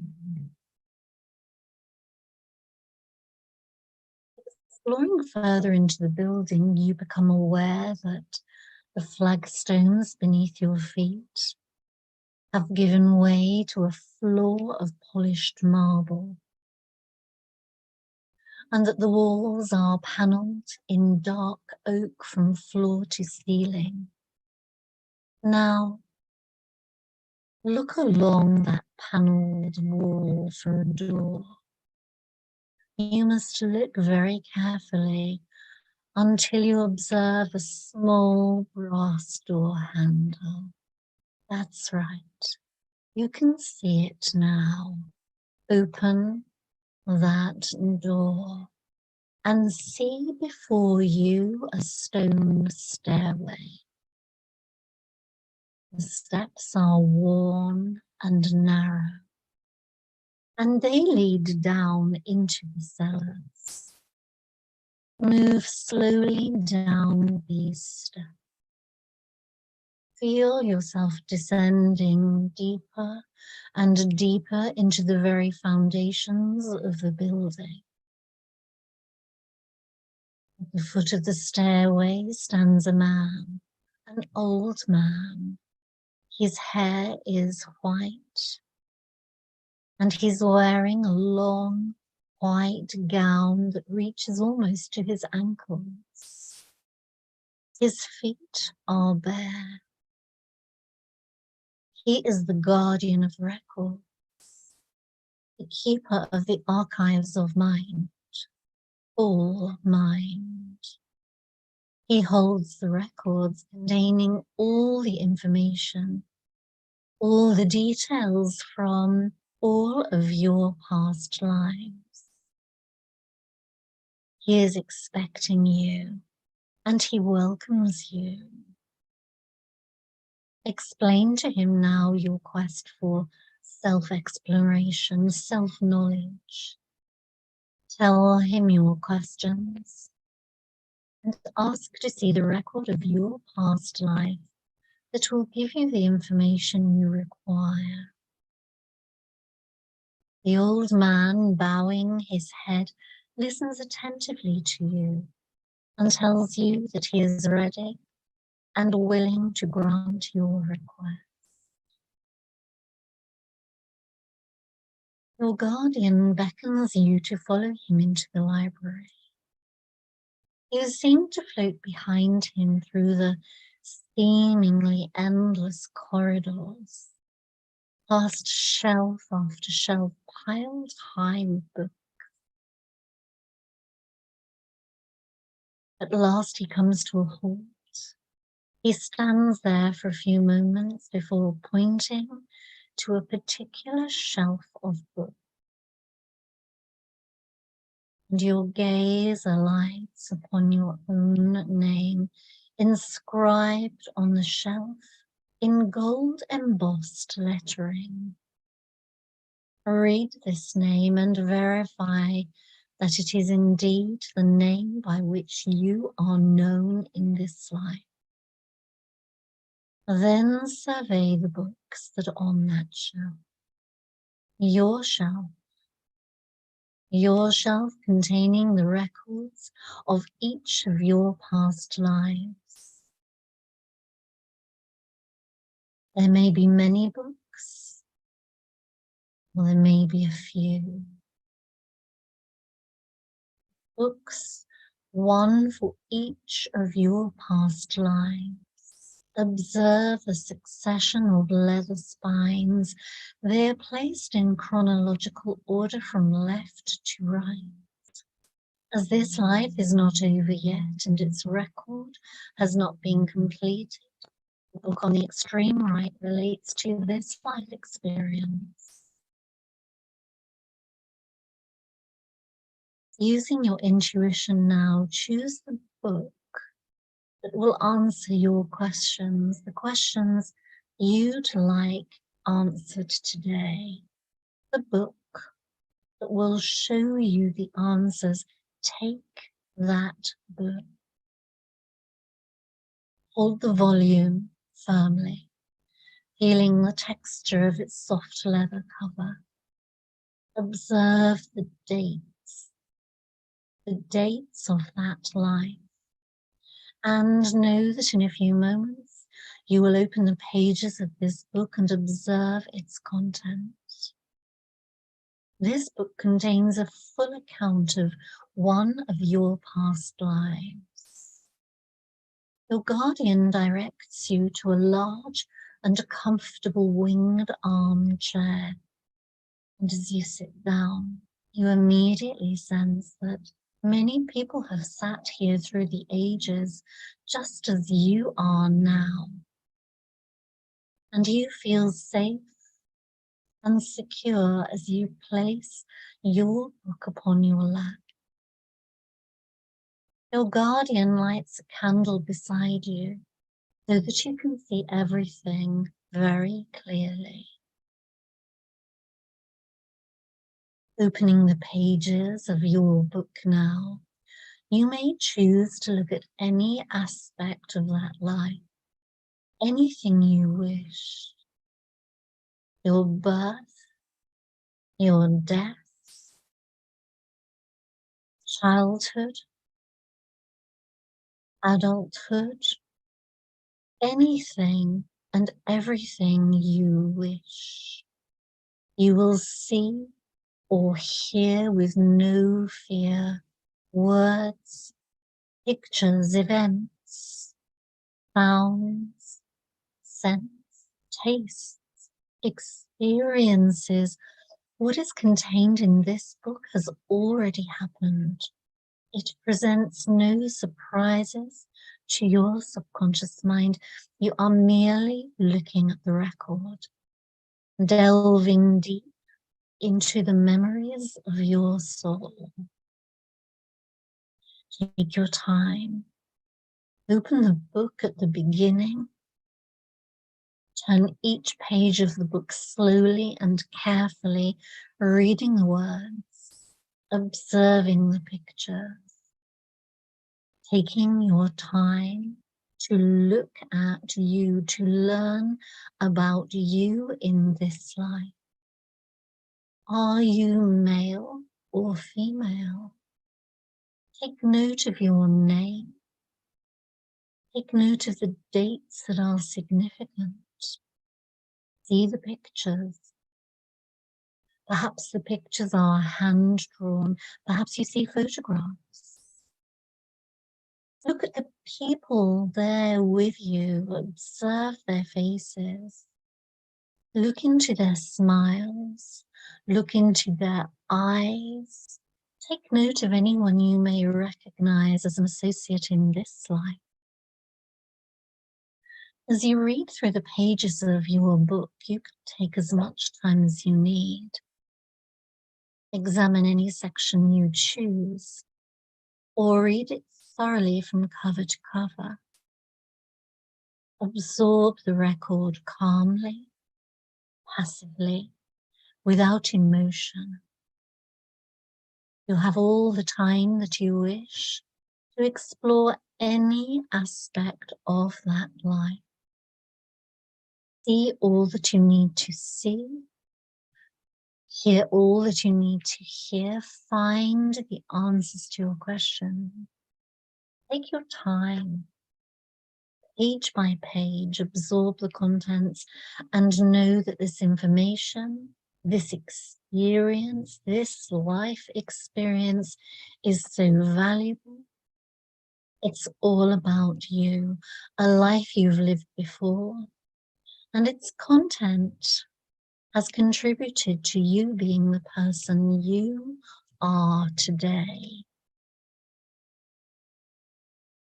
Now, when you have read all that there is to read, seen all there is to see, learn all that you need to know, close the book gently and hand the book back to your guardian who is waiting patiently from distance away. He smiles knowingly and appreciatively and replaces the book on its shelf, your shelf. Remaining seated on that comfortable chair, you take a moment now to digest the information you have just read. Reflect upon the learnings of today. Recognize what you have learned from revisiting that life. And contemplate any changes that you may decide to make in this life experience with your new level of conscious awareness. Your guardian then motions for you to follow him once more through the labyrinthine corridors to the stairway leading back to the great hall. You hasten after the old man until you are brought to the place where you first met. Deeply grateful for his guidance, you have learned something interesting about yourself today. And you'll be able to recall all of the information about your past life experience in wakeful awareness later on here today. So bid your guardian farewell for the time being and ascend the stair, proceeding back to the silence and majesty of the great hall, closing the door behind you and pausing for a moment to savor the peace and tranquility of this beautiful spiritual place before heading out, returning to the vestibule and the enormous doorway, stepping now outside and slowly descending the stone steps, moving one foot before the other with my count from 1 to 10. You'll find that normal consciousness is slowly but surely returning, so that by the time you reach the bottom of the stairway, you are once more fully awake and aware of your surroundings in this life today. On my count of 10, you will awaken feeling refreshed, relaxed and alert easily able to remember and reflect on the learnings of today, which I will be delighted to hear if you'd like to share these with me. On the count of 10, you will awaken knowing that that special feeling of inner peace and newfound knowledge that you feel and understand from today's experience will remain with you long after our work is concluded here today. There for you to use for your betterment, making decisions that serve you and support you. 1, 2, feeling lighter now. 3, 4, feeling brighter now. 5, 6, rising from trance. 7, 8, eyes open. 9, 10, wide awake now, feeling absolutely wonderful. Wow, Tina, thank you so much. That was No. fabulous. I'm sure people are going to need a wee moment and a little stretch and a drink of water to bring themselves back around. Wow, that was it. I've never came across a regression like that before. That was phenomenal. Going Thank you. Thank in and out of the wee alcoves with the crystals, I could really feel the energy build in my chakras as I was going in and out you. of those. Yeah. Yeah, Mm, it's that was a taster to past life, but I wanted to for everyone to go in and out and feel that vibration in the chakras, because at the end of the day, that is grounding, that is healing, that causes balance yeah, yeah, long after we finish our work here today. So I really wanted people to get something that would stay with them. yeah, I'm glad you phenomenal. enjoyed it. And so vivid as well. I had to make a few notes there when I came back. The years 1412 to 1476. Ooh, do tell. Tell me Yeah. more. So it happened very quickly for me, the whole thing. So that was on the book. Believe it or not, I actually think I was living in Malta at the time. Uh-huh. Whoa. Um, Whoa.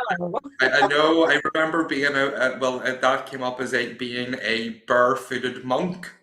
So I was walking about 30 feet. Um, I don't think it was like I was the monk. I know that much. Because at first it was like, "Am I a priest?" And I was like, "No, you're not a priest. You're something else." So it was like it was a monk. And then I remember there was like guards, and I ended up getting whipped and dragged along through a street and crucified, kind of. Oh, okay. Interesting. Interesting. For you, Sean, and actually for anyone who has joined us on this presentation today. After we finish, maybe a little quiet time this evening, maybe a little quiet time before you go to bed.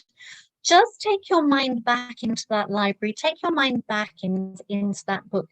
If I'm doing a one-to-one regression, I can ask you what's on page 1, what's on page 10, what's on page 100, how many pages are there, what's your name, and so on. But because that was, as I said, just a little taster for people just to get a feel, and it was a healing journey as well. But yeah, I definitely recommend, Sean, getting back into that space later on today when you've finished broadcasting, obviously. Yes, absolutely. How wonderful, You Tina. Thank enjoyed you. it. Thank you so much. Yeah, it was absolutely great. And obviously, it will be there on the replay if people want to go back and be guided through it again. Maybe if you don't feel like, oh, I can do this on my own type of thing, the replay will be sent out to you all later. Absolutely phenomenal. I don't know what to say next. What we should say, I mean, I'm really excited to learn more about your life. That kind of doesn't surprise me. because when I came to visit you in Malta, you had certain experiences. Again, I didn't want to sort of suggest anything because, it's easy to, oh, I think you might have been a monk, and then you're looking for where you were a monk. So I try not to do that. But there were certain experiences that we had when I came to visit you, and when we went to Malta, there were certain experiences that were very uncomfortable for you around deaths. There were also experiences for you. I felt your energy shift to icy cold when, if you remember, we were looking at the coins, the ancient coins. I didn't say anything to you at the time, but I felt that shift. Mhm. And so, maybe it was something to do with money that the monastery, I don't know. I'd love You're to gonna know. laugh because it was like, what questions? And I was like, I want to know where my money limitations come from, and that's the life Ah, I get there. And yes, I do remember we went to the museum and it was a beautiful day. We were both wearing shorts. I normally carry my jeans about with me because it can get dark and cold very quickly. And it was like, I have to go to the toilet and put my jeans on here. I was yeah, freezing, yeah. yeah, Mm. you did. You did. Whereas I was just Yep. Hmm. totally at ease with the temperature. But yeah, I felt your energy shift. That's very, very interesting, especially as you had that question about money limitations.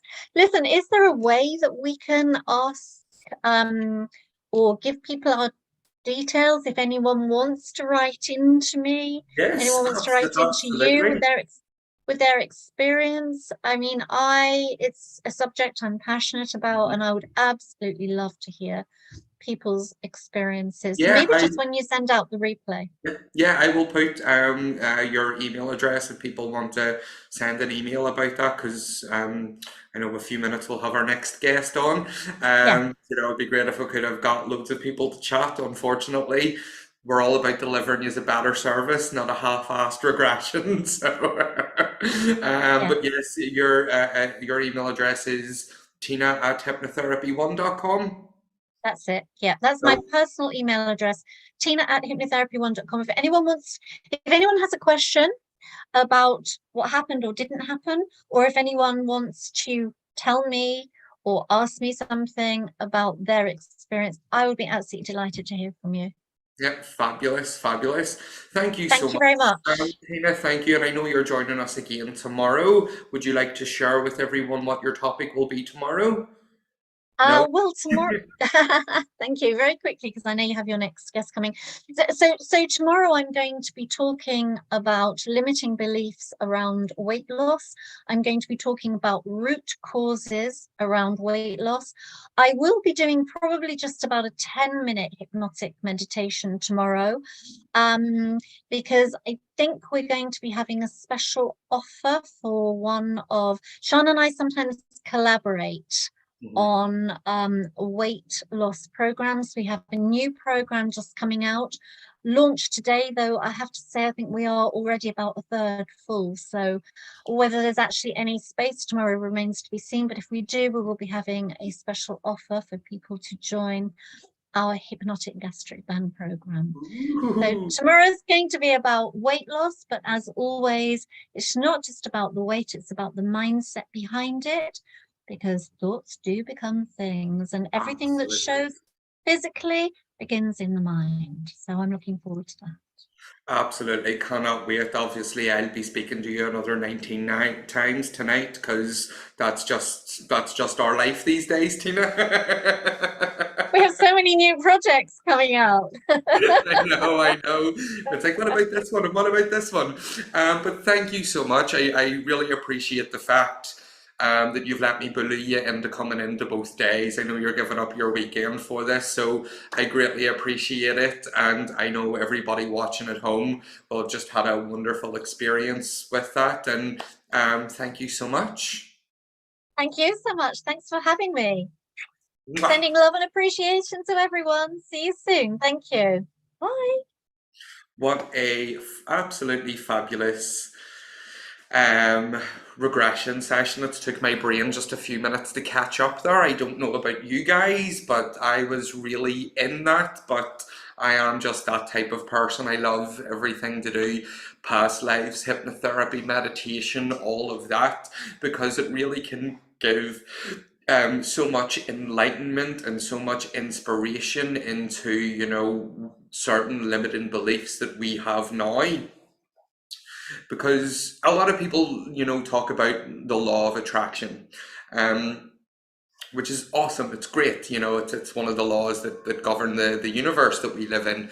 But one thing that a lot of people don't really seem to grasp is the law of vibration. So it's the vibration that we are in that dictates the things that we attract. And say, like my past life, for example, there, I'm gonna have to delve into it a little bit more.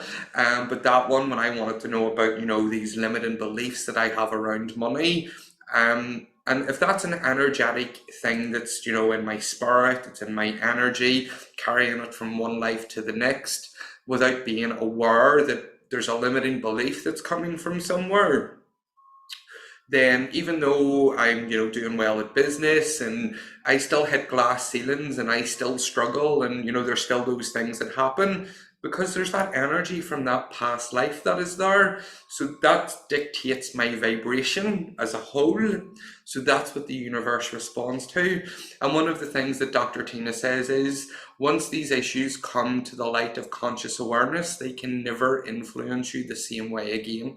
So even just going back and reviewing something can have the most profound effects on your energy. Absolutely. I don't know if you can hear the church bells going on there. I live on a little island at the moment called Gozo, and there's a church at every corner pretty much. So the bells go at 6 o'clock because it's 6 o'clock for me, and then there's the 8:30 bells. They're the ones that really have a good old ringing at it. I hope you are enjoying the virtual spiritual summit at this stage. I would like to give away a few free copies of my book. So what I want you to do right now, if you can, is screenshot me holding my book, The Modern Medium. I'll give you a few seconds to do that. I'll try not to make so many funny faces. Screenshot me holding my book, The Modern Medium, and whenever we're done, you can go ahead and post that screenshot on Facebook. Tag me in it, just, Virtual Spiritual Summit at Shan McGill, and I'll pick a few people randomly to receive a copy of my book. Why not? It is what it is. Maybe for the next summit, I'm going to have to learn how to get a chat feature going on, within the broadcast room, but that would probably confuse me just way too much. So we've covered quite a lot, excuse me, in such a short period of time. And like I say, I hope you are finding it beneficial. Someone's saying hold the book up again. So I'll hold the book up again for whoever missed it. I'm just feeling that intuitively. Shameless self-promotion as well at the same time, I suppose. Okay, so we've covered quite a lot, connecting with your angels in order to have a more spirit-filled life, talking about spiritual development exercises, such as actively participating in forgiveness, letting go of grudges, exploring a past life. How fabulous is that? Absolutely amazing. And I know that we have our next guest joining us in a few minutes, the fantastic Marie Fitzpatrick. But since it's just me doing the absolute tech team, and I have to say I'm pretty sure I'm killing it. I'm doing really well. I just have to keep a wee eye in case any emails come through with any difficulties or any stuff like that. But so far, so good. So while we are waiting on Marie Fitzpatrick, who is a remarkable medium, I think it would be a good idea if I pull out the tarot for y'all and do a little bit of a general reading for, let's just say, the next week. It could be a little bit longer than that. Oh, Marie's coming in now. Marie's coming in now. Well, we'll get her in a couple of minutes. So we'll pick a few wee cards and we'll see what is on the horizon before we bring Marie in. Let me see. Message.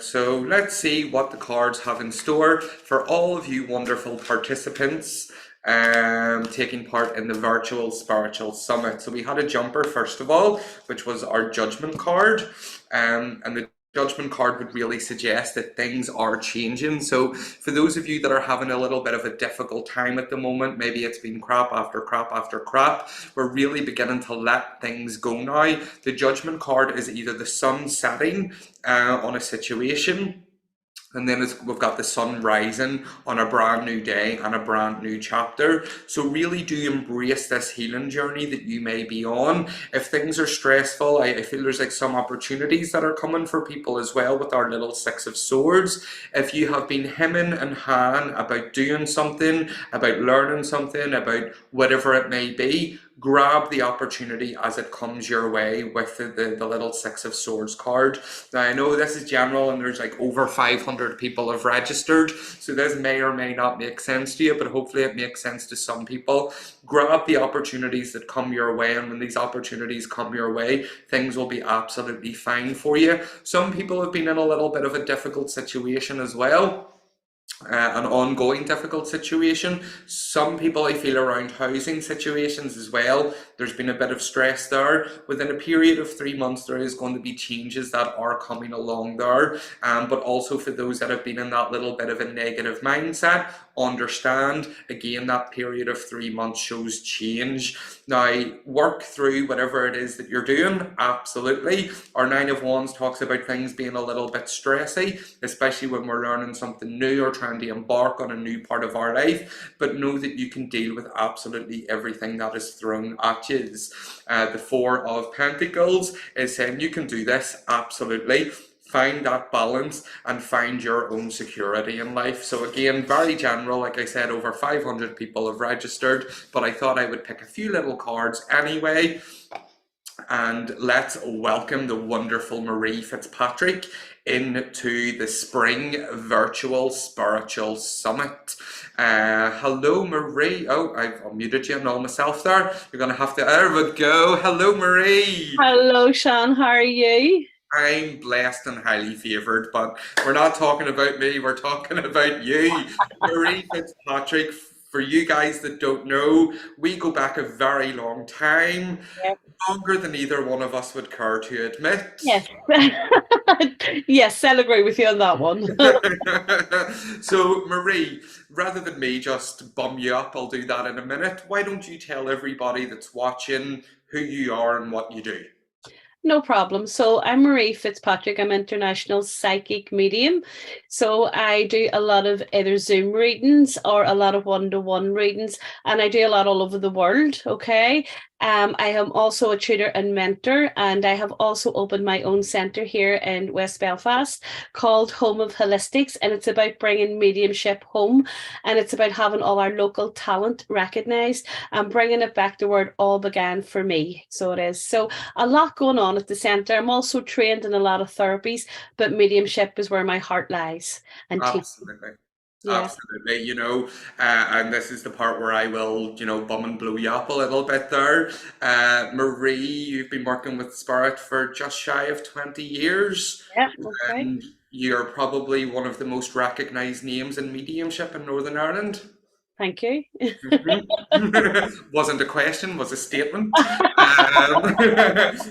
For those that are based in Northern Ireland, odds are you've heard of Marie Fitzpatrick.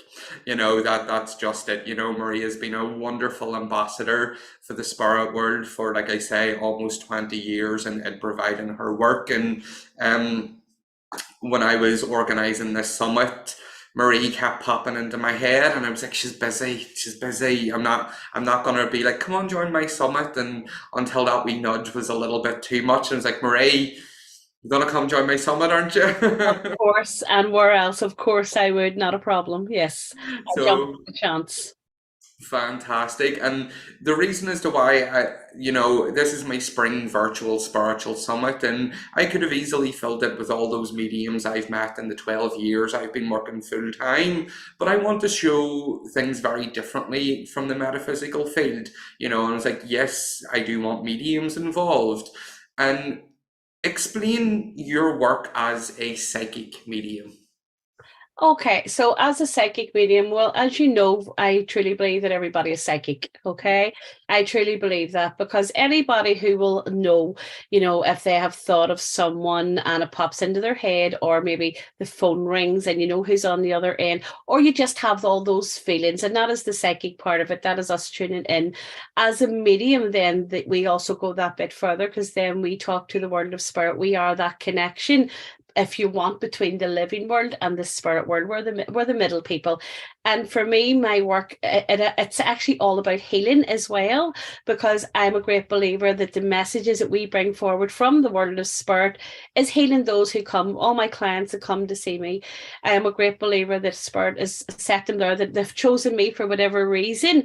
I am the medium that is there to try and help to connect with their loved ones, to bring them that bit of hope, that bit of peace, and that bit of healing, and to let them know, do you know what, that it's not goodbye, to let them know that one day they will be reunited, that one day they will see their loved ones again, and that their loved ones are still very, very much in and around them. So my job is maybe to bring the spirit world a little bit closer, if you want, to my clients, and to let them know, you know what, there's still that essence, there's still very much, they can still see and are aware of what's happening in your life. Okay, because I just like yourself, Sean, I'm a great believer, that you can't go through all this time and have that connection with a mom, a dad, a brother, sister, whoever, and then all of a sudden it comes to an end.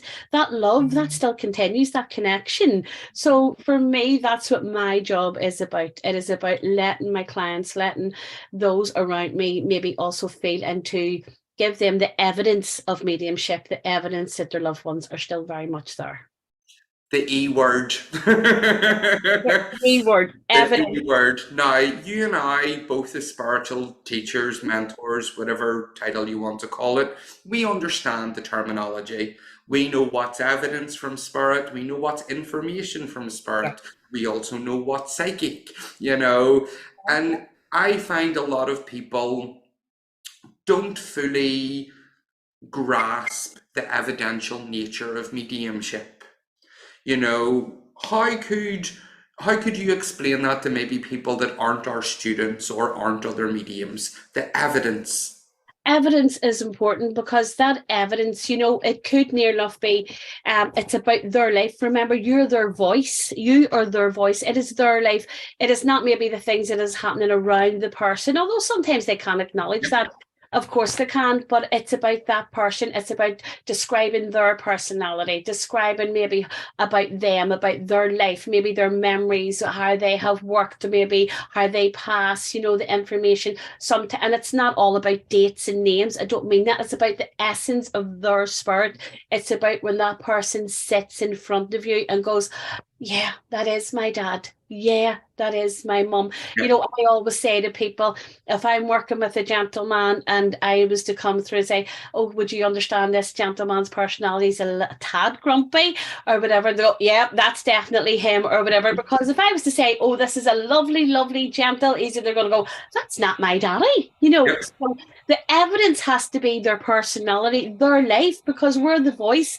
We describe, we tell their story. We are the middle person. So the evidence is all about the spirit, definitely. Okay. Yep. Whereas the psychic is all about what's happening in and around that person and their life. Okay. So the evidence is very important, and make sure that when you do visit a medium, that evidence is significant, that you know that it's your loved ones. Okay. Yep. That's important, because I do think there's a lot of confusion, especially at the moment, between psychic and mediumship. I think there's a lot of confusion going on, and maybe some people thinking that the evidence of maybe what's happening in life or work is maybe coming from the spirit, and that's not always the case. Okay. Yes. Be the evidence, be their voice, talk about their life, talk about what they want to talk about, memories that only maybe the spirit person and the client would know. Okay. Only things that, for me, that's the evidence, Sean. Yeah, 100%. I agree. And just as much as Marie has give different examples of what evidence would be, I would also like to say that every medium works different. Yeah. I'm very left brain, so I am very names, dates, and places. Yeah. Where then there's the likes of yourself, you can bring through those emotional aspects that I look at and I go, oh my God. Quite rightly so. I've seen you do the same when we've worked together, and I've given a door number and a postcode. but we're yeah, we work differently. And Oh, I always say to my clients, if I'm to say to you, your granny's telling me you're going to get a new job, how does that prove granny's there? yeah, 100%. Because that could be just me saying, your granny said you're getting a new job, okay? And you're very right. Every medium will work differently, okay? And don't get me wrong, I love getting the names, I love getting the dates, I love all that. I do, just like yourself. And we also bring a bit of fun into it. Come on, you need that bit of fun, you need that bit of laughter with it, because the work that we're doing is quite heavy. The work that we're doing is very emotional. So it can be really heavy, okay? And I always like to bring that smile, that bit of laughter. So in with the name, the dates, there has to be that emotional aspect as well. But every medium will bring it in their own way. Everyone will work differently. And I think it's amazing that every medium works different. It's lovely to see so many aspects of it all coming together and still getting the message across. Yeah, absolutely. And the message being life is eternal. It's the root 100%. of it very much. So. Oh, yeah, 100%. I Yeah. know. We definitely think and feel the same whenever it comes to evidential Uh-huh. mediumship, I should Yeah, say. And definitely. why we've been doing this long, and it's probably a bit of a redundant question, but why do you think someone should go and see a medium? Okay, so I think the timing has to be right first and foremost to go and see a medium. Okay, and I think people should go and see a medium when you're ready. And that everybody is different. So some people will want to go right away. Some people will want to go weeks. Some people want to even wait till there's years later. Okay, but for me, going to see a medium, number one, it gives you the evidence that they're still okay. They want that wee bit of just knowing that their loved ones are all right, that connection didn't end. They want maybe a bit of closure. They want answers, okay? Or they just want to know they're not on their own. Okay, so all of this will help with the grief process. All of this will help with that, because that's hard. Grief is, it's a terrible thing. It really is. And it's hard enough to deal with. There's not many aspects of grief, and everybody will deal with it in different ways. Okay. And I'm not saying that running till a medium every 6 weeks or every 6 months is the answer. I don't mean that at all. And I wouldn't advise it, if I'm honest with you. I wouldn't advise anybody to do that. But when you feel that timing is right, and you feel, I want a bit of closure, I want a bit of healing, I want to just know that everything's okay, I would like a wee bit of evidence that my mom, my dad, my granny, my granda, whoever is maybe still letting me know that they're around me, they're still watching over me. And then I think that's when the right time is to maybe go and visit, okay? And hopefully you'll get the right medium for you, and you'll get those, okay? You'll get what you need from it. And you should leave a medium feeling a bit lighter. You should leave a medium feeling, yeah, that was my loved one. I'm okay. Giving them a wee bit of hope, I think, as well, for the future is important. Leaving them on a little bit of a high note, knowing, do you know what, you still have things to look forward to, that it's not the end either of the spirit's work, or it's not the end of your work. Okay, so I think that's important also. Yep, very, very much so. And I'm sure you've got this many times, as much as I have as well. When's the right time to go? And I always say to people, just like you said, when you feel the time is right. I have literally done a demonstration on a Thursday evening where the wake of that person that came through was still going on at home. Sure, So, that's actually happened 100%. I remember going to a house party about, what have been about maybe 17 years, 16, 17 years ago, maybe. Couldn't say that long, but yeah, but a long time ago. And I remember there was a gentleman, we didn't know at this time, there was a space became available, and the guard says, could you do one more? And we said, yeah, no problem. And I remember saying, and it's funny now, I kept saying a 10 of links Africa. Couldn't understand why I seen Africa, kept going Africa. So I brought through this gentleman, says about Africa, talked about, he's saying about how you have to go back to Africa, described him, described how he passed, all the usual. And but I knew that his communication had went. And he kept saying, it was like, no, there is definitely a trip to Africa. I have to go back to Africa, because this is something he didn't say. That man was being waked around the corner. His body had only came home that day, and his granddaughter was home from Africa, and she didn't know whether to go back because he had passed before he got telling her to go back to Africa. But I kept saying that, and after I described him, and she knew it was him, and she wasn't even meant to be there that night. That was a last minute slot. So she didn't intend, she just went on the off chance, can I get seen? And yet her wee grandfather was around the corner, literally just being waked, just his body home and being waked. So there is no right time. There, when you feel you are ready, when you feel that pull, if you want, that okay, maybe the time is right. And for some, it could be hours. For some, it could be days. And as you know, for some others, it could be years. Yep, I absolutely agree. For a few years, my work turned into bringing through the people who've went to 100 other mediums for. And not that I'm good, not that I'm any better, not that I'm a good medium, but it just seemed like these people, I was their last resort for it because, like you say, hopefully you find the medium for you. And that's a big thing that people don't understand. We can't read everybody. We No. can't bring everybody through, but you gotta go with an open mind. And I'm sure you've experienced people booking the appointment or showing up at your center and no, this is who I want to hear from. They come tunnel vision. Oh, I, 100%. I know who's coming through and I know what they're going to say. Yeah. Thoughts, Marie? What's your thoughts? Of course. Well, do you know what I always say to people? And do you know what? I done it myself, so I have Yep. to be truthful. Yep. When my own mum passed, I went round every medium in the world. I trailed my poor husband across the water. I went and seen everybody. And sometimes I couldn't go to the mediums near home because I was going, no, they know me, so it's going to be that. So I actually trailed my husband across the water. I went to Colin Fry. I went everywhere. I went and mediums that I look up to still to this day, and I love them all. But I could never get why they were bringing through other people, and I didn't have the patience. I had that tunnel vision. I want my mum. I want my mum, nobody else. So I can understand why people want it, but it will come when the timing is right, okay? And I feel if you just open your mind and maybe allow that person, somebody else, whoever is coming through, I'm a great believer where whoever comes through for you is meant to come through for you and will have a message, whatever message it is for you at that time. But I also think if we allow the medium and we're a bit open-minded and not walk in there with that tunnel vision, that the medium will eventually bring through who they're meant to and it'll all connect, okay? Because it's only when I came back home and, as we do in Belfast, throw a hissy fit, okay? And well, this isn't working and whatever, and went to then a local church and it was like bang, bang, bang. And then my mum came through and told me if I didn't stop throwing a hissy fit, what she wouldn't do. And I went, that's my mum. That's my mum. So I can understand both ends, but it is important to have an open mind. And I tell people, I understand what grief does to you. I 100% do. But to have that wee bit of open mind, because we can only do our best and bring through who we can connect with. And we're only human. That's the best that we can do. We're not Superman. We're not super, as much as we like to think we are.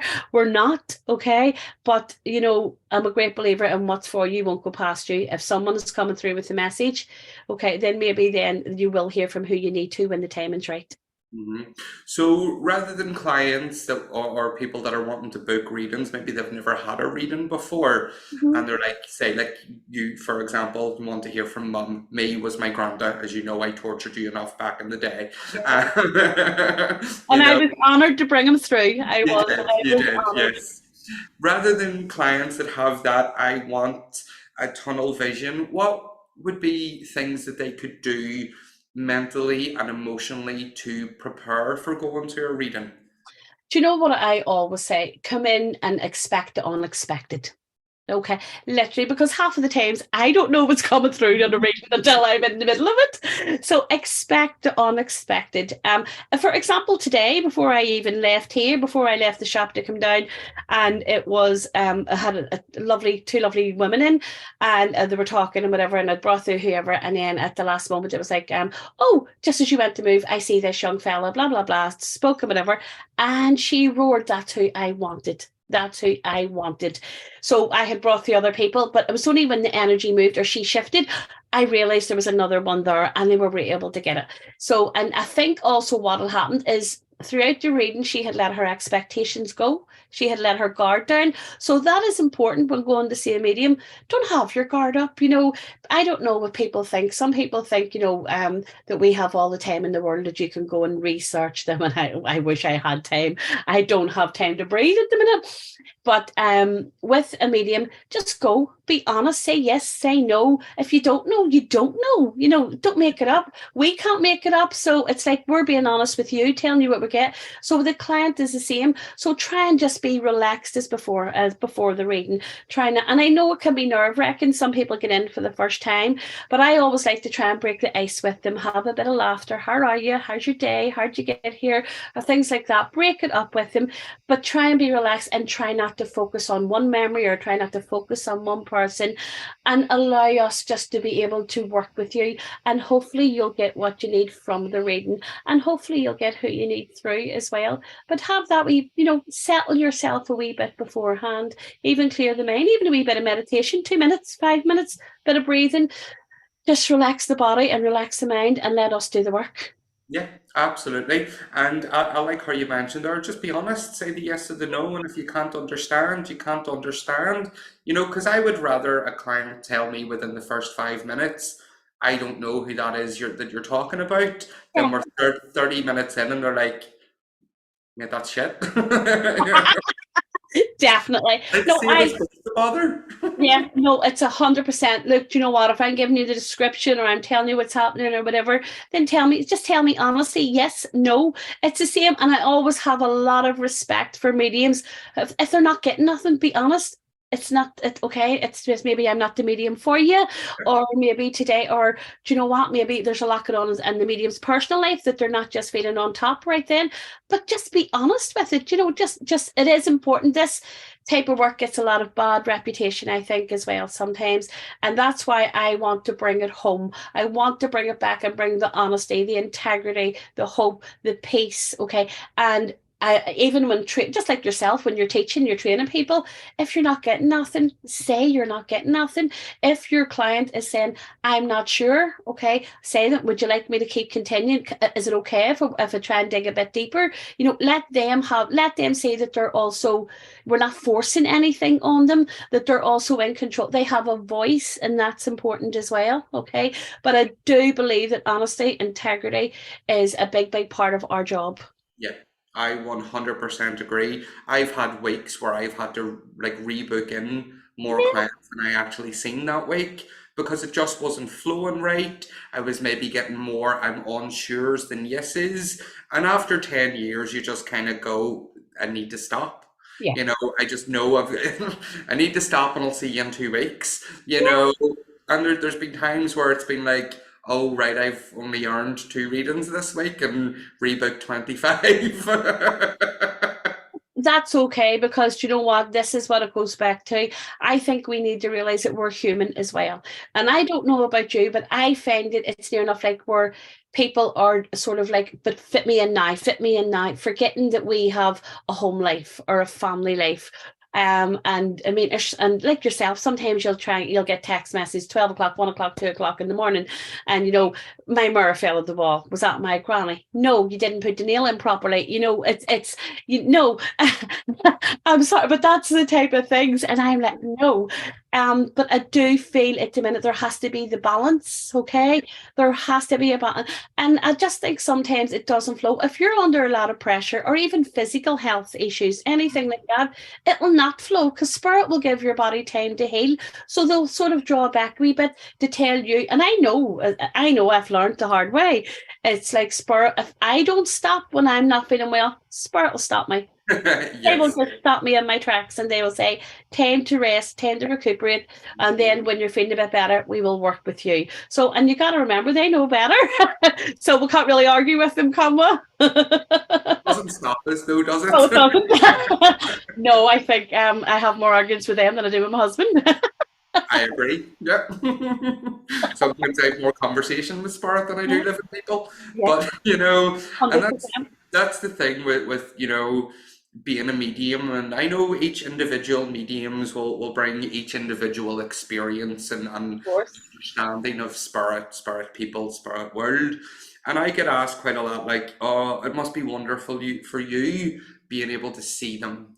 And I'm like, but I don't see my own the way I see yours. I don't get those feathers like you do. I Yeah. don't get those, things that you do because my work is so much in providing that service, you know. 100%. People think, oh, but you're all right. You can talk to your mummy anytime, or you can do this. You can talk to your daddy. And I was going, that's not the same. I'm still human like you. I still miss my mom. I still miss my dad, and I don't. People go to me, you must get readings all the time. And I go, no, actually, I don't. I'm probably one of the last people ever to get a reading. And I just feel sometimes that they need to sort of understand that the way we deal with their lovely people, their lovely spirit family, it's not always, we always can't get our own that close, or we can't always, as much as I would like to sort of say to my mummy, right, stand with me all day here, work with me, let me know well, she's her own work to do over there. So she's going, love, you have your work to do, and she has her work to do. I will get signs now and again. I will get them now and again, but they're very, very rare, very few and far in between, because it's my job to provide comfort for others and to help them get their peace. And I think that's a big, big part of what mediums do. It is our job to provide hope, healing, whatever you want for our clients, for the people that come to see us. And at that time and moment, they're what matters. Yeah. There. So we have to sort of put our own grief aside, and deal with those that are in front of us, because that's part of who we are. That's part of what being a medium is. It's having that empathic nature to connect with them and to let them know, I know what you've been through, and I'll do my best for you today. Yeah. So that's what I think. I have not met another medium, excuse me, I haven't met another medium that would get signs as regular as what our clients do. I know. No. It would be nice, but wouldn't it? It would. And I can hear my guides laughing at me in the Oh, background. definitely. I'd be laughing all day. I was running about like a headless chicken, so they'd be laughing all day. Yeah. And even still today, I had people booked in, and yes, I've agreed to do this, which I'm loving, and I'm thankful for you to have me on as a guest. But I still had to do the readings and honor what I had today. So it doesn't matter what's going on in my life. I have to honor who is there and work and put them first, because that's what's important. That's our job. Absolutely. And we're not trying to make it sound as daunting as what it sounds, Oh, because I know we're both spiritual teachers, and I've been speaking to a lot of people recently who are starting to have signs and awarenesses and feelings, and don't really know what to do, and I would love you to give those people that are watching, that are curious, that are thinking, am I a bit psychic? Is mediumship with me? Am I a healer? Whatever it may be. Like, what advice would you give those people? start by finding like-minded people. Start by finding whether it's a psychic awareness class or a group or like-minded people, to learn how to explore that, okay? To learn how to get in, if you're seeing, to realize, are you clairvoyant? Are you seeing these things? Is it just images in your head? Or to give them confirmation of what they're seeing, okay? And I love, just like yourself, there is nothing more better when you have someone coming in to begin a class who maybe can't say two words or go, what am I doing? And then 8 weeks later, they're going, oh, well, I feel, and maybe this and a see. And that is a whole world opening up to them. That is a whole world. And you know what? And I'm sure most mediums feel like this way, because starting off is like, am I really seeing this? Am I a wee bit mental? Or is this normal? What is normal? I feel all of those questions. And the best thing that I can say to you, find a place that you can build trust in. Trust is a big, big issue. When you're developing, there's going to be parts of your life that will come out in readings when you're practicing, when other people are picking up on it. Make sure you have a safe environment, a trustworthy environment that you can build that with, where you can have like-minded people, where you feel you can go in and explore, because it's important. It doesn't matter in the first clatter of weeks, months, if you're getting it wrong. And no is good. That will strengthen you. That will build you. Let's dig a bit deeper. Why are you getting that no? How can we do this together? And it's about knowing that when they're going on that journey, they have a mentor that will support them, a mentor that will stand by them, that will give them as many tips, as much advice as possible. Why? Because they've been there. They know what standing up and giving that first like is like. They know the stress, the heart attacks. It's like, oh, they know all of that. So having a mentor or having friends who understand that and having like-minded people, then you'll definitely be on the right journey. Okay. But explore it. Okay. And you know what? Have fun with it. Have fun. I think sometimes it becomes too serious with people, and I say, "Oh, I have to get this or I have to get that. It has to be right." And do you know what? If you can explore, and it will come to you, this type of thing, it can't be taught in weeks or whatever. It can't be. It is an ongoing journey of life. Okay, and I think every day you learn something new. Even us, I think we're still learning. Okay, Yeah. no matter how many years you're at this, there is going to be an ongoing journey. You're going to learn new things. And it feels like, so every day is a school day, but enjoy the journey, but take that first step. And you know that big word, it's the hardest one for all of us? Trust. Trust. Trust. Okay. Yeah. I think that is the hardest word for all of us. Just trust. Okay.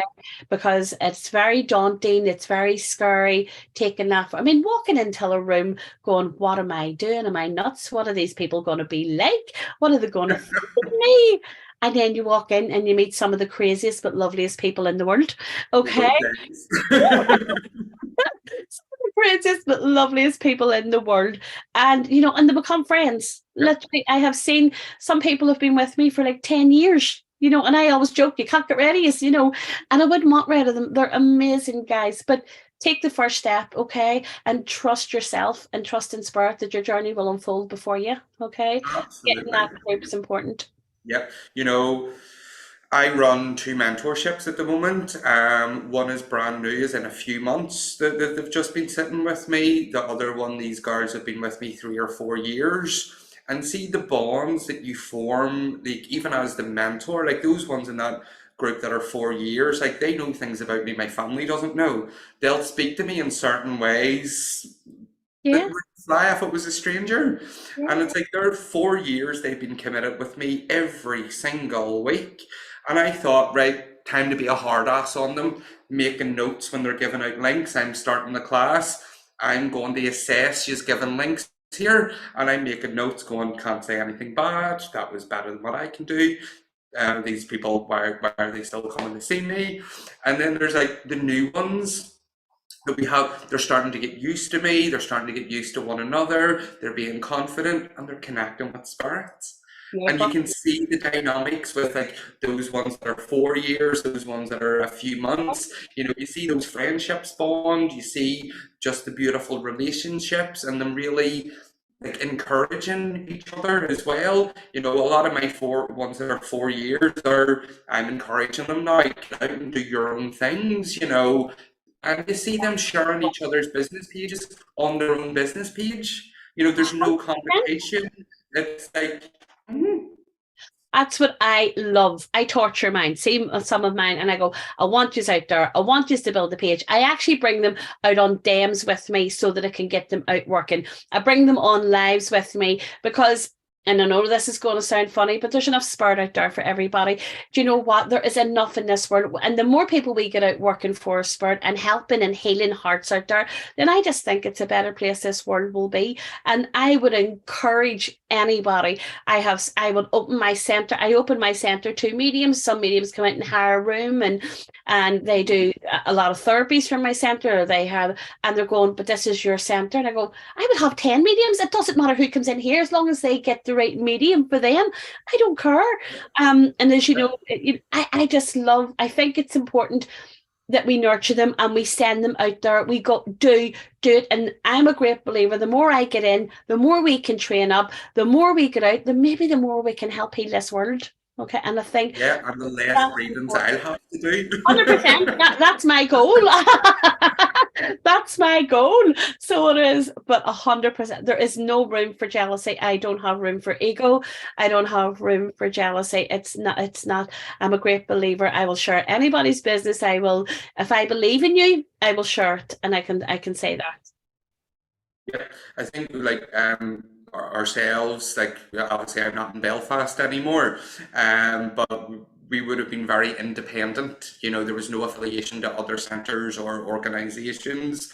It was just doing our own thing and bringing others along for the crack, you know, which I think's awesome. Although you've probably been at more than one of my demonstrations that I've ended up drunk at, but we'll not talk about Or else that. we'll shared a glass before we even went on.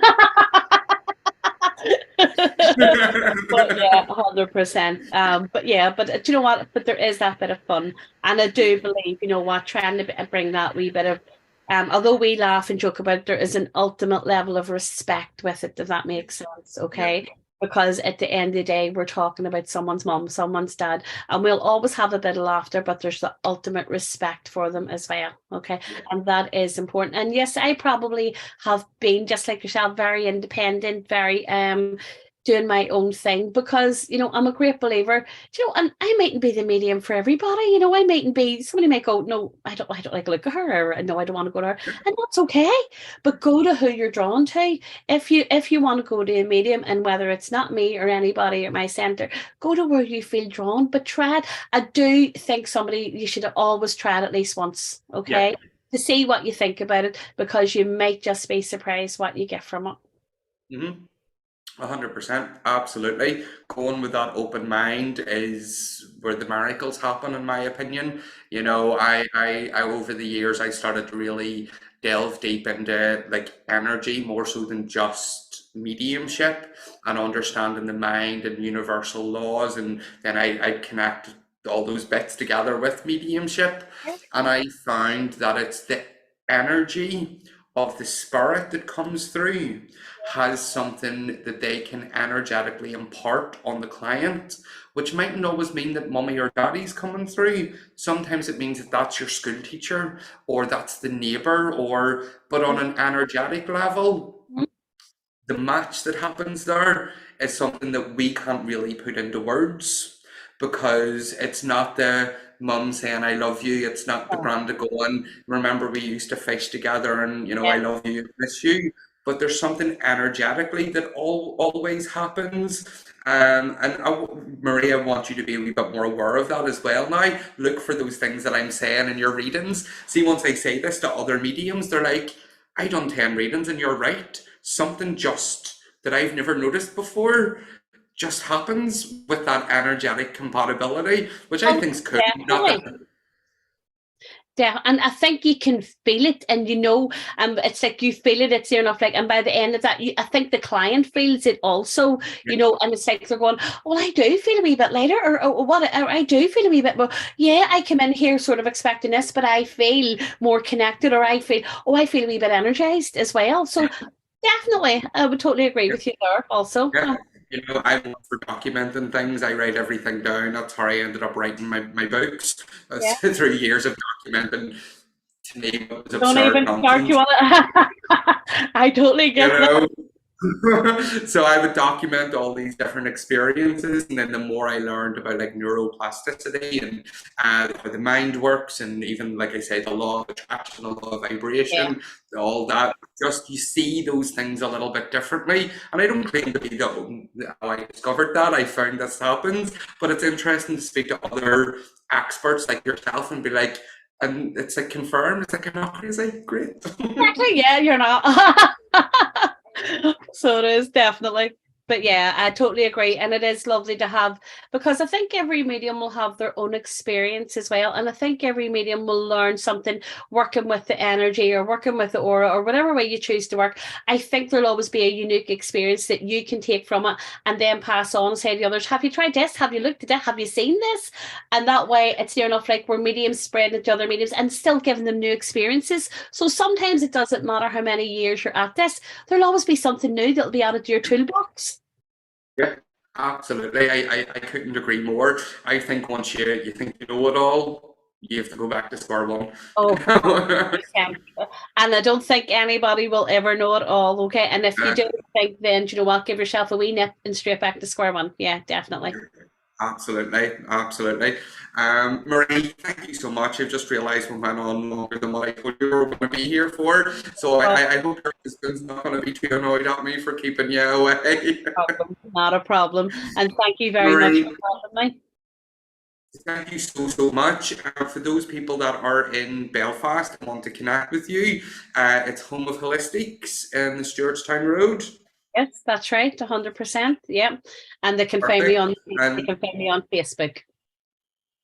yeah, all your contact details for your social medias are already on the speaker's page, but I will be sending an email out later. But for those that want to go and see Marie in person, I know you have a demonstration coming up next month with Thomas. Yes, This Thomas and month?